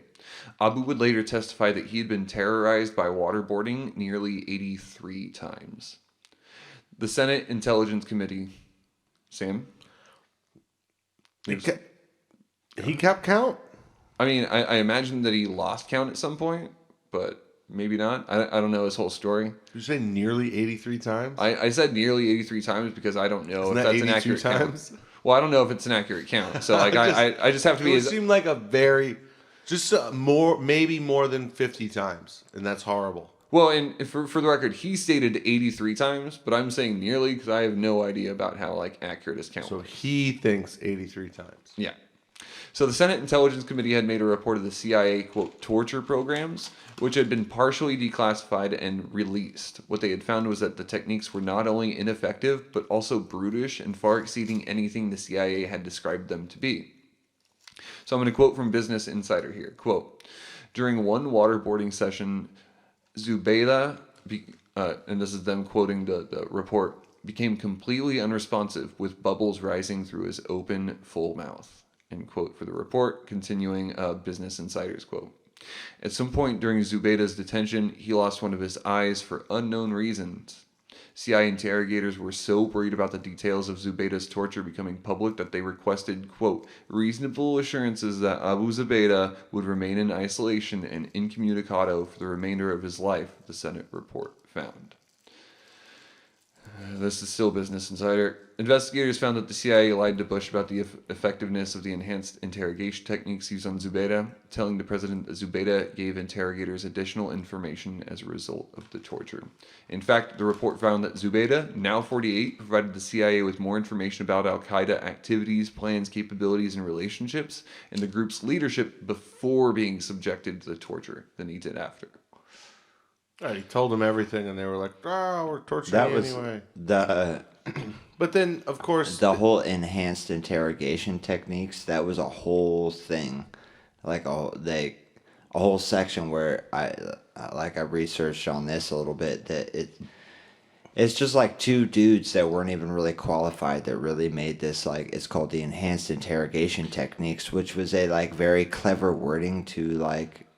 It's like American Frontline Doctors. It's like American Frontline Doctors. Implement torture into a military circumstance, and these guys weren't anybody of any qualifications, meaning Weren't like a any psychologist. Of this. They were who like airplane pilots in the Air Force and shit that made this clever thing that they threw it more or less pitched at the military. We'll actually get into that here in a minute because that's a very interesting subject that I want noted because it's actually pretty important the way that it's framed. So it was a pretty fucked up like thing for a while where it was like, really, we do this shit? Like, we even allowed this to happen? Like, this is like, dude. Yeah, and so I want to continue who's in on this? I want to continue our quote from Business Insider real quick. Yeah. Quote, and they discovered that Zubaydah was never a member of Al-Qaeda, didn't have advanced knowledge of the 9/11 terrorist attacks, and had no information about future attacks. After being held in U.S. black sites for 4 years, Zubaydah was transferred to the U.S. prison in Guantanamo, Cuba, where he's been detained since but never criminally charged. Zubaydah's attorney of 10 years, the Seton Hall law professor Mark Denbo, told Insider about that military prosecutors, quote, can't find a crime to charge him with, end quote. And we're not going to detail all like the torturous and illegal black site operations that have gone on at Gitmo simply because that would be an entirely other episode on top of the 3 or 4 we've already mentioned. And just terribly disappointing. Very sad. So instead, I really want to focus on the injustice that's been done to like I wanted this episode to really focus on the injustice that's been done to the Cuban people, and I think their story is like almost a virtually untold one. But during this episode, I've had to admit so many things like throughout that I really do apologize to any listeners. But I'd also like to note that even the people committing some of these crimes here in Gitmo, or some of the people committing these crimes, these tortures, the people were literally doing the torture, even they began to question what in the absolute fuck they were doing there. For context, our next quote, James Mitchell and Bruce Jessen, who will be referred to as Mitchell and Jessen, worked as psychologists with the CIA, and they're more or less architects for the enhanced interrogation technique. So here's a short quote from the Atlantic. Quote, Oh, so they were psychologists. They were psychologists. Quote, after Abu Zubaydah started cooperating with interrogators at a secret prison in Thailand in 2002, Mitchell and Jessen sought to stop using the waterboard. Officers at CIA headquarters in Virginia accused the two of having lost their nerve.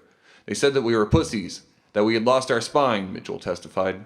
The CIA officers said that if another attack by Al-Qaeda occurred, Mitchell and Jessen would have the blood of dead Americans on their hands. Mitchell told the officers he would continue only if they came and witnessed application of the waterboard to bring their rubber boots and come on down.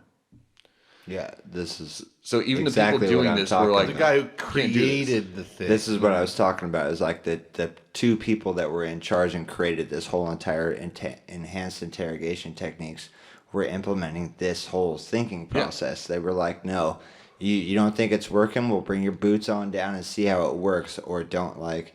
And it was a weird, crazy time where it was like a weird manipulative thing, but like not like almost the CIA didn't even know how to respond to how these people thought. So they were willing to go with it for a second and check it out, even though it was like a very obvious, like the people doing it were like, this don't seem right. And they're like, but we don't know if it's not right. The CIA has been called into question over the years, over the decades. Like in the 80s, they got some pretty harsh scrutiny over the cocaine shit and stuff like that. Isn't that Iran-Contra? Iran-Contra. Yeah. Or no, that was some different. shit with cocaine in the 90s or whatever. It's like every decade they catch some hell. Yeah. But I don't think they were really used to the kind of scrutiny they fell under for their involvement in Guantanamo. No, totally. And like they're like, yeah, we're used to getting looked at when that shit when our dirty diaper falls open on American soil. But like we're not used to having to talk about our black sites. Those are our black sites. They're not even supposed to exist. It's like Dexter's Clean Room. If right. you guys have ever watched Dexter, it's like nobody's supposed to be there. You're not supposed to no. Like this is and they just didn't know how to deal. It's like a learning compound, if you will. That it's like, hey, we don't know how we feel about all these things, so let's try it out because we know it's risque in the public environment. Let's go to the black site, try some stuff, and see how we feel about it. Well, and at a certain point, you have to look at these psychologists too and realize that like they were against what they had created, but they had created this. So to a degree, the direction of their study of psychology was just in like. Probably like something along the lines of getting people to tell the truth and stuff like that. But also these people weren't opposed to fucking brutalizing anybody. Yeah, totally. And so it becomes this really sadistic thing when you think like, and of course that they repented and were like, we don't want to do this anymore. And so that gives them a small kudos. Like we give Bob Jones kudos for not being racist in 2000. But so it doesn't mean anything. It doesn't mean anything. They're like, still did the bad thing. Mathematically, it should work out in the end. Yeah. But we still have to run the numbers, and by running the numbers, that means trying this shit out. And so for our final part, I'd like to just touch on something that Abu Zubaydah told his lawyer, because I think it really highlights the injustices that are currently going on, but it also stands as a symbol for like the justices that have occurred on like the Cuban island for just centuries, and deaf ears are where these crimes fall on. I really botched that writing job there. But this next part comes from Abu Zubaydah's lawyer describing something he was told by his client. And just as a heads up for our listeners, the This next part details a little bit of torture. It's not super graphic, but it is dark and dismal, so it's not for everybody. Take a moment to pause, get 10, 30 Trigger seconds. warning. Yeah, trigger warning, because here's ProPublica, and I quote, "They unchained my hands from the bars and chained them with short chains to the chains that were around my legs, which kept me in a bowing position at all times. They brutally dragged me to the cement wall. He started brutally banging my head and back against the wall. I felt my back was breaking due to the intensity of the banging. He started slapping my face again and again. Meanwhile, he was yelling. And then he pointed to a large black wooden box that looked like a wooden casket. He said, 'From now on, this is going to be your home.' He violently closed the door. I heard the sound of the lock. I found myself in total darkness." End quote. Nothing new there. Nothing new. And that's some of the light work that's going on in these places. Yeah, like it's pretty dark, and like I don't want anybody to ever have to experience that, but it is like some of the softer parts of this story. It wasn't lost on me that you said the guy is missing an eyeball. Yep. Right. No, missed it. Yep. Right. So, November 4th, 2015, then President Barack Obama told the public that he had plans to close the detention camp at Gitmo and move suspected terrorists to U.S. soil. The plan was to lay out one or more prisons in which to hold the remaining detainees at Guantanamo Bay. Prisons in California, Kansas, Colorado, South Carolina, and Washington State had all been looked at as potential candidates. However, by July 19th, 2017, the detention center was still open, playing host to 41 detainees, and Obama's plan had ultimately been shot down. Yep. Thank you, Republicans. It currently, in 2020, is still leased by the United States and currently has 40 reported detainees there. Yep, that's what I was going to say, is there's still about 40. In a few years, I went to, a few years ago, I went to Eastern State Penitentiary in Philly, and they have within their prison system there, which is an old shut down prison system. It's the first solitary confinement. You went there? Yeah, Like yeah. You had to go?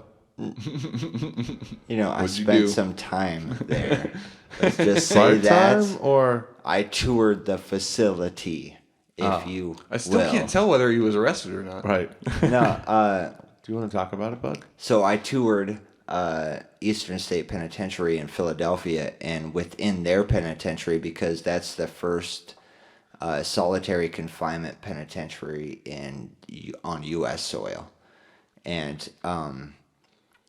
which is a crazy place, really history in that. But like everybody there's in solitary. everybody, you are in solitary if you're there. Ooh, ouch. Minus Al Capone for a short stint, who had a luxury suite right up front by the guard desk, Right. closest to the front door. Right.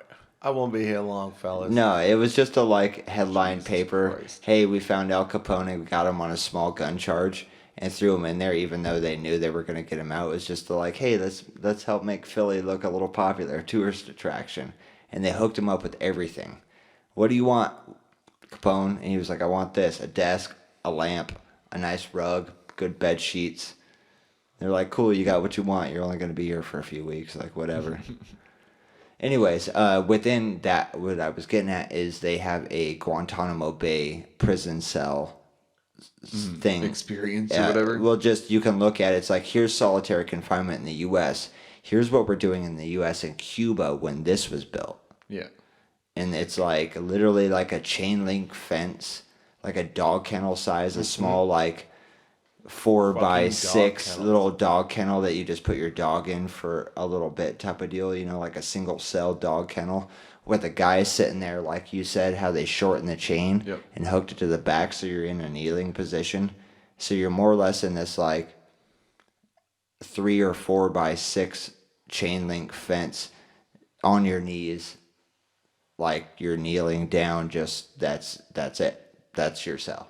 With complete, the guard can see you from everywhere because you're just a guy on your knees in a chain link fence. Sounds like certain people we might have, being held in maybe ICE detention facilities. And at that time, when I went there, this was, I feel like, concentration camp shit. Oh, is that what they are? Because I thought we were just protecting our border by holding children. I feel it was 4 or 5 years cells. ago when But I went to could be that, and there was 92 or 3 prisoners in there, so they've cut it in half, at least. And that since then to 2020, which is so in 5 years they actually have cut down, I would say, half of the population that was in there. I just have this feeling that those remaining 40 inmates can't leave. Yeah.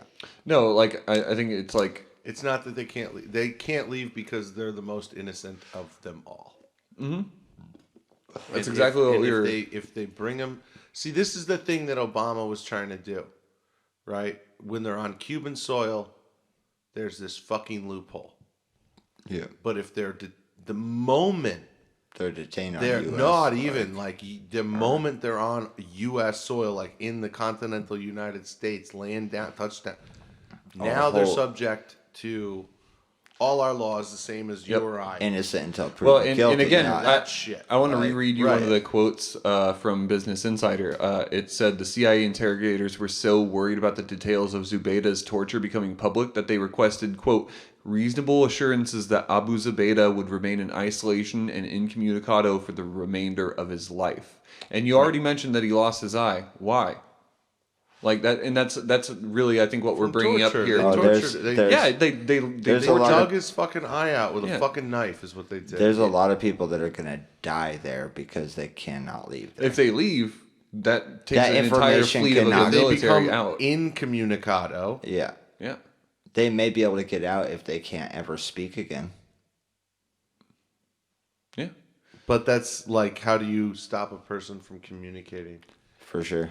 Cut their their Which- arms, their legs, Well, and again, Which take their means you're eyes, not leaving Guantanamo. take their ears, take their until tongue. Even bigger fucked up until story you here are is that, not like- alive.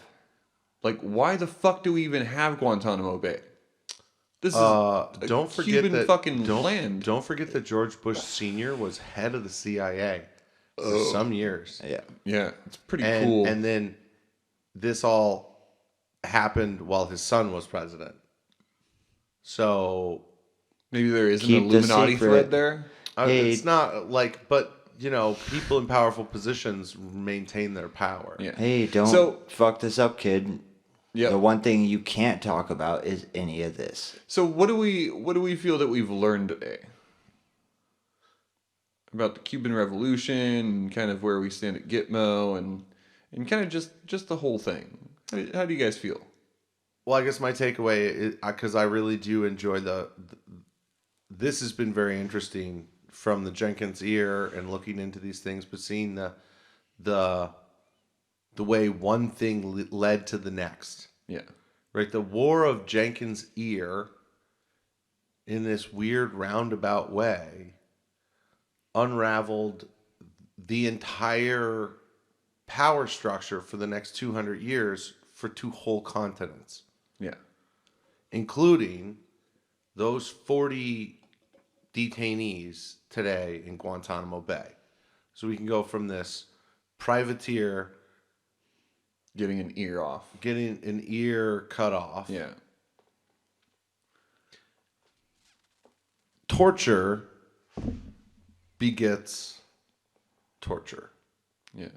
Like, you know what I mean? Like, the whole thing Well, there- hasn't changed. Nothing's changed, but except who's in charge and what flag they're flying. And what amendment is applying here? But I really did enjoy seeing how all these things, the American Revolution, the French Revolution, these things unraveled from that point. And there were other things leading to that Yeah. point. There's a lot of before. things we didn't include, but So yeah. my takeaway is that, like, we can clearly see that something that happened hundreds of years before something else led to that thing being a thing, Directly, yeah. right? And it wasn't really all that big a thing. We fought those kinds of, like, Europeans were fighting those wars all the time. Yeah. Little skirmishes and shit like that. It was just It was business fun as and games, usual. yeah. My takeaway is that it just reaffirms the idea that, like, a little thing that you do today could have lasting and prolific implications in the future. And no problemo. And it could be as simple as just cutting some motherfucker's ear off. So, like, don't hesitate to cut a motherfucker's ear off. I think that's an incitation of violence, and so legally speaking, I have to repudiate that and say don't cut anybody's ears off, Legal listeners. schmeagle. but I do get the point that you're coming from. So, Sean, what did you take away from tonight, and maybe Jenkins as well? For me, it was interesting thinking of the ominous like development of the United States in the background of all this going on, because we went from being just Eastern colonies, territories, Plymouth Rock, buying out Louisiana, stuff like that, to literally the last states of the continental U.S. Well, past that, actually, the entire development by this current time and stuff like Guantanamo Bay. But in the main history of how it led up before you changed and stuff was literally like the conquering of the continental United States. Like, ominously in the background of the fact that we're still so involved in things like Guantanamo Bay and Cuba. We're also going through world wars in Germany and the whole, like, in Europe and all this other stuff, and all of Europe. Yeah. That's why I'm like, we're The rise and fall of Napoleon. we're worldwide, and in our own country, we're going through a Great Depression. We're going through like the gold rush on the West Coast being conquered and the Wild West happening. Right. And that, like, so that like these iconic things that we think of in U.S. history, it's like I think about the Wild West. Well, what was going on in the world during the Wild West? Oh, there was some Cuba shit going on. Yeah, it's really There interesting was, how like, this World War, juxtaposition, like, How the Spanish-American War directly leads to those 40 guys in cages. Meanwhile, like the Oregon Trail happened in this. Yeah, I was time gonna say period, that. you know, Think like- about You what- died of malaria. Yeah. The interesting thing about what Sean's saying is that like simultaneously you've got Johnny this was Dust killed Bowl by gun show going on, where quickest to the draw kind of a thing going on. But then We're still simultaneously, there's some tropical fucking island that's having fucking. We're still trying to bullets figure out how shot to at, even run our own country, and at the same time we're intervened in so many other countries. And that's what's intriguing to me is we haven't even put a precedence on how to like really run our own country because we haven't even fully formed it yet. And at the same time we're intervened in like all these other countries didn't even being have like, term limits for presidents. well, look at our ideology. Look at our ideology, and we're like, I can only imagine that all these other countries are like, have you even played the game yet? Like, no, you haven't even finished one full thing in that. You haven't even finished your revolution. You haven't and even You're trying to eat dessert. You're already trying to tell us how to do shit, and you haven't even finished developing your shit. Like, well, we set the standard for overthrowing tyrannical oppressors, colonial oppressors. France set the standard for a democratic republic, right? But it was Frenchmen fighting Frenchmen on French soil, whereas we were throwing British men off American soil. Yeah. Right? They weren't like, this isn't France now. This is now something else. I feel like we've been So- conquering our own nation as long as we've been You wait your turn, Lauren. as long as we've been a nation, if you will, quotes and stuff, Yeah, figuring out what that means to actually develop our own nation. We've been conquering equally just out there. We're just like, we're taking over everything, America. And Manifest destiny. And so like my kind of takeaway from these kind of stories is that like things don't often change, but when they do, they change in like fits and like leaps and bounds and stuff like that. Like evolution. And to that same degree is that like people have never gotten their rights by begging politely at the foot of Congress. And so like I kind of see some of the riots and some of the things that are going on and kind of relate to that, where it's like we're in other like countries sometimes being like, this is how you treat people. We can't Well- even get it together in our own country. Yeah, no. What I want to say is that like here in the United States, we've got these riots and all these things that have been going on, and not all of them are good. And I don't advocate for violence, but the only thing that it seems historically that has ever changed anything is doing Violence. and like we can see it historically, like the I don't advocate for violence, but that shit gets stuff done. Well, and what I mean to say is not necessarily violence, but property damage. It seems like was a really big thing. We talked about in Jenkins's ear the last episode how the British just came in Portobello and fucked up the entire port. They fucked up all the infrastructure there, and they basically just left afterwards and had no interest in it because their point was not we want to take this land over. Their point was like, we want to cause you so much destruction that you concede, that you sit at the negotiation table with us. And so to a degree, I think that war is necessary and that destruction of property might be all it takes to really let the upper echelons know that we want to talk to them. But it seems historically that being polite has never worked. And so that's kind of the takeaway that I get from specifically the Cuban Revolution, is that like being polite has never been a thing that has ever worked. They were granted access to Parliament, and Parliament was like, we're not going to listen to you at all because you've got these views that are like, I want Cuba to be able to govern itself, and that's too radical. Like it just seems that to a degree it is necessary. I feel like the U.S. is like a forceful Kirby salesman. Like, they're going to knock on your door and you're going to end up letting them clean your goddamn carpet even though you don't want to. And then they're going to come back and you're just like, God damn it, I shouldn't have invited them in my house to begin with. But you're just like, they're going to come around eventually, so you might as well either work with them or not, because it's more now you're just stuck in the middle and we're like, well, we're going to be in your face. And you're like, fuckers. I see your point, but I think that we should talk about the Kirby salesman in a different episode, because man, could I go off on those MLM assholes. But for tonight, we are 2-ish hours in.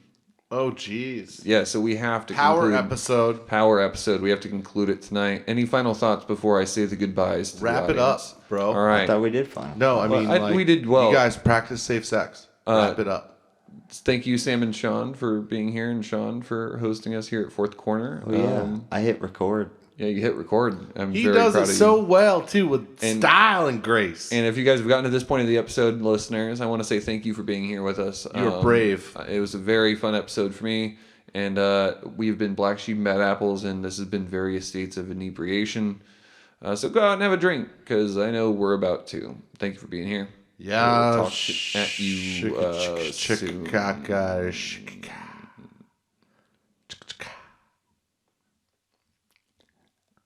If you'd enjoyed this episode of Black Sheep and Bad Apples, please subscribe to our YouTube, Facebook, or Etsy, where you can find unique, interesting Black Sheep and Bad Apples memorabilia. We make it from junk. Just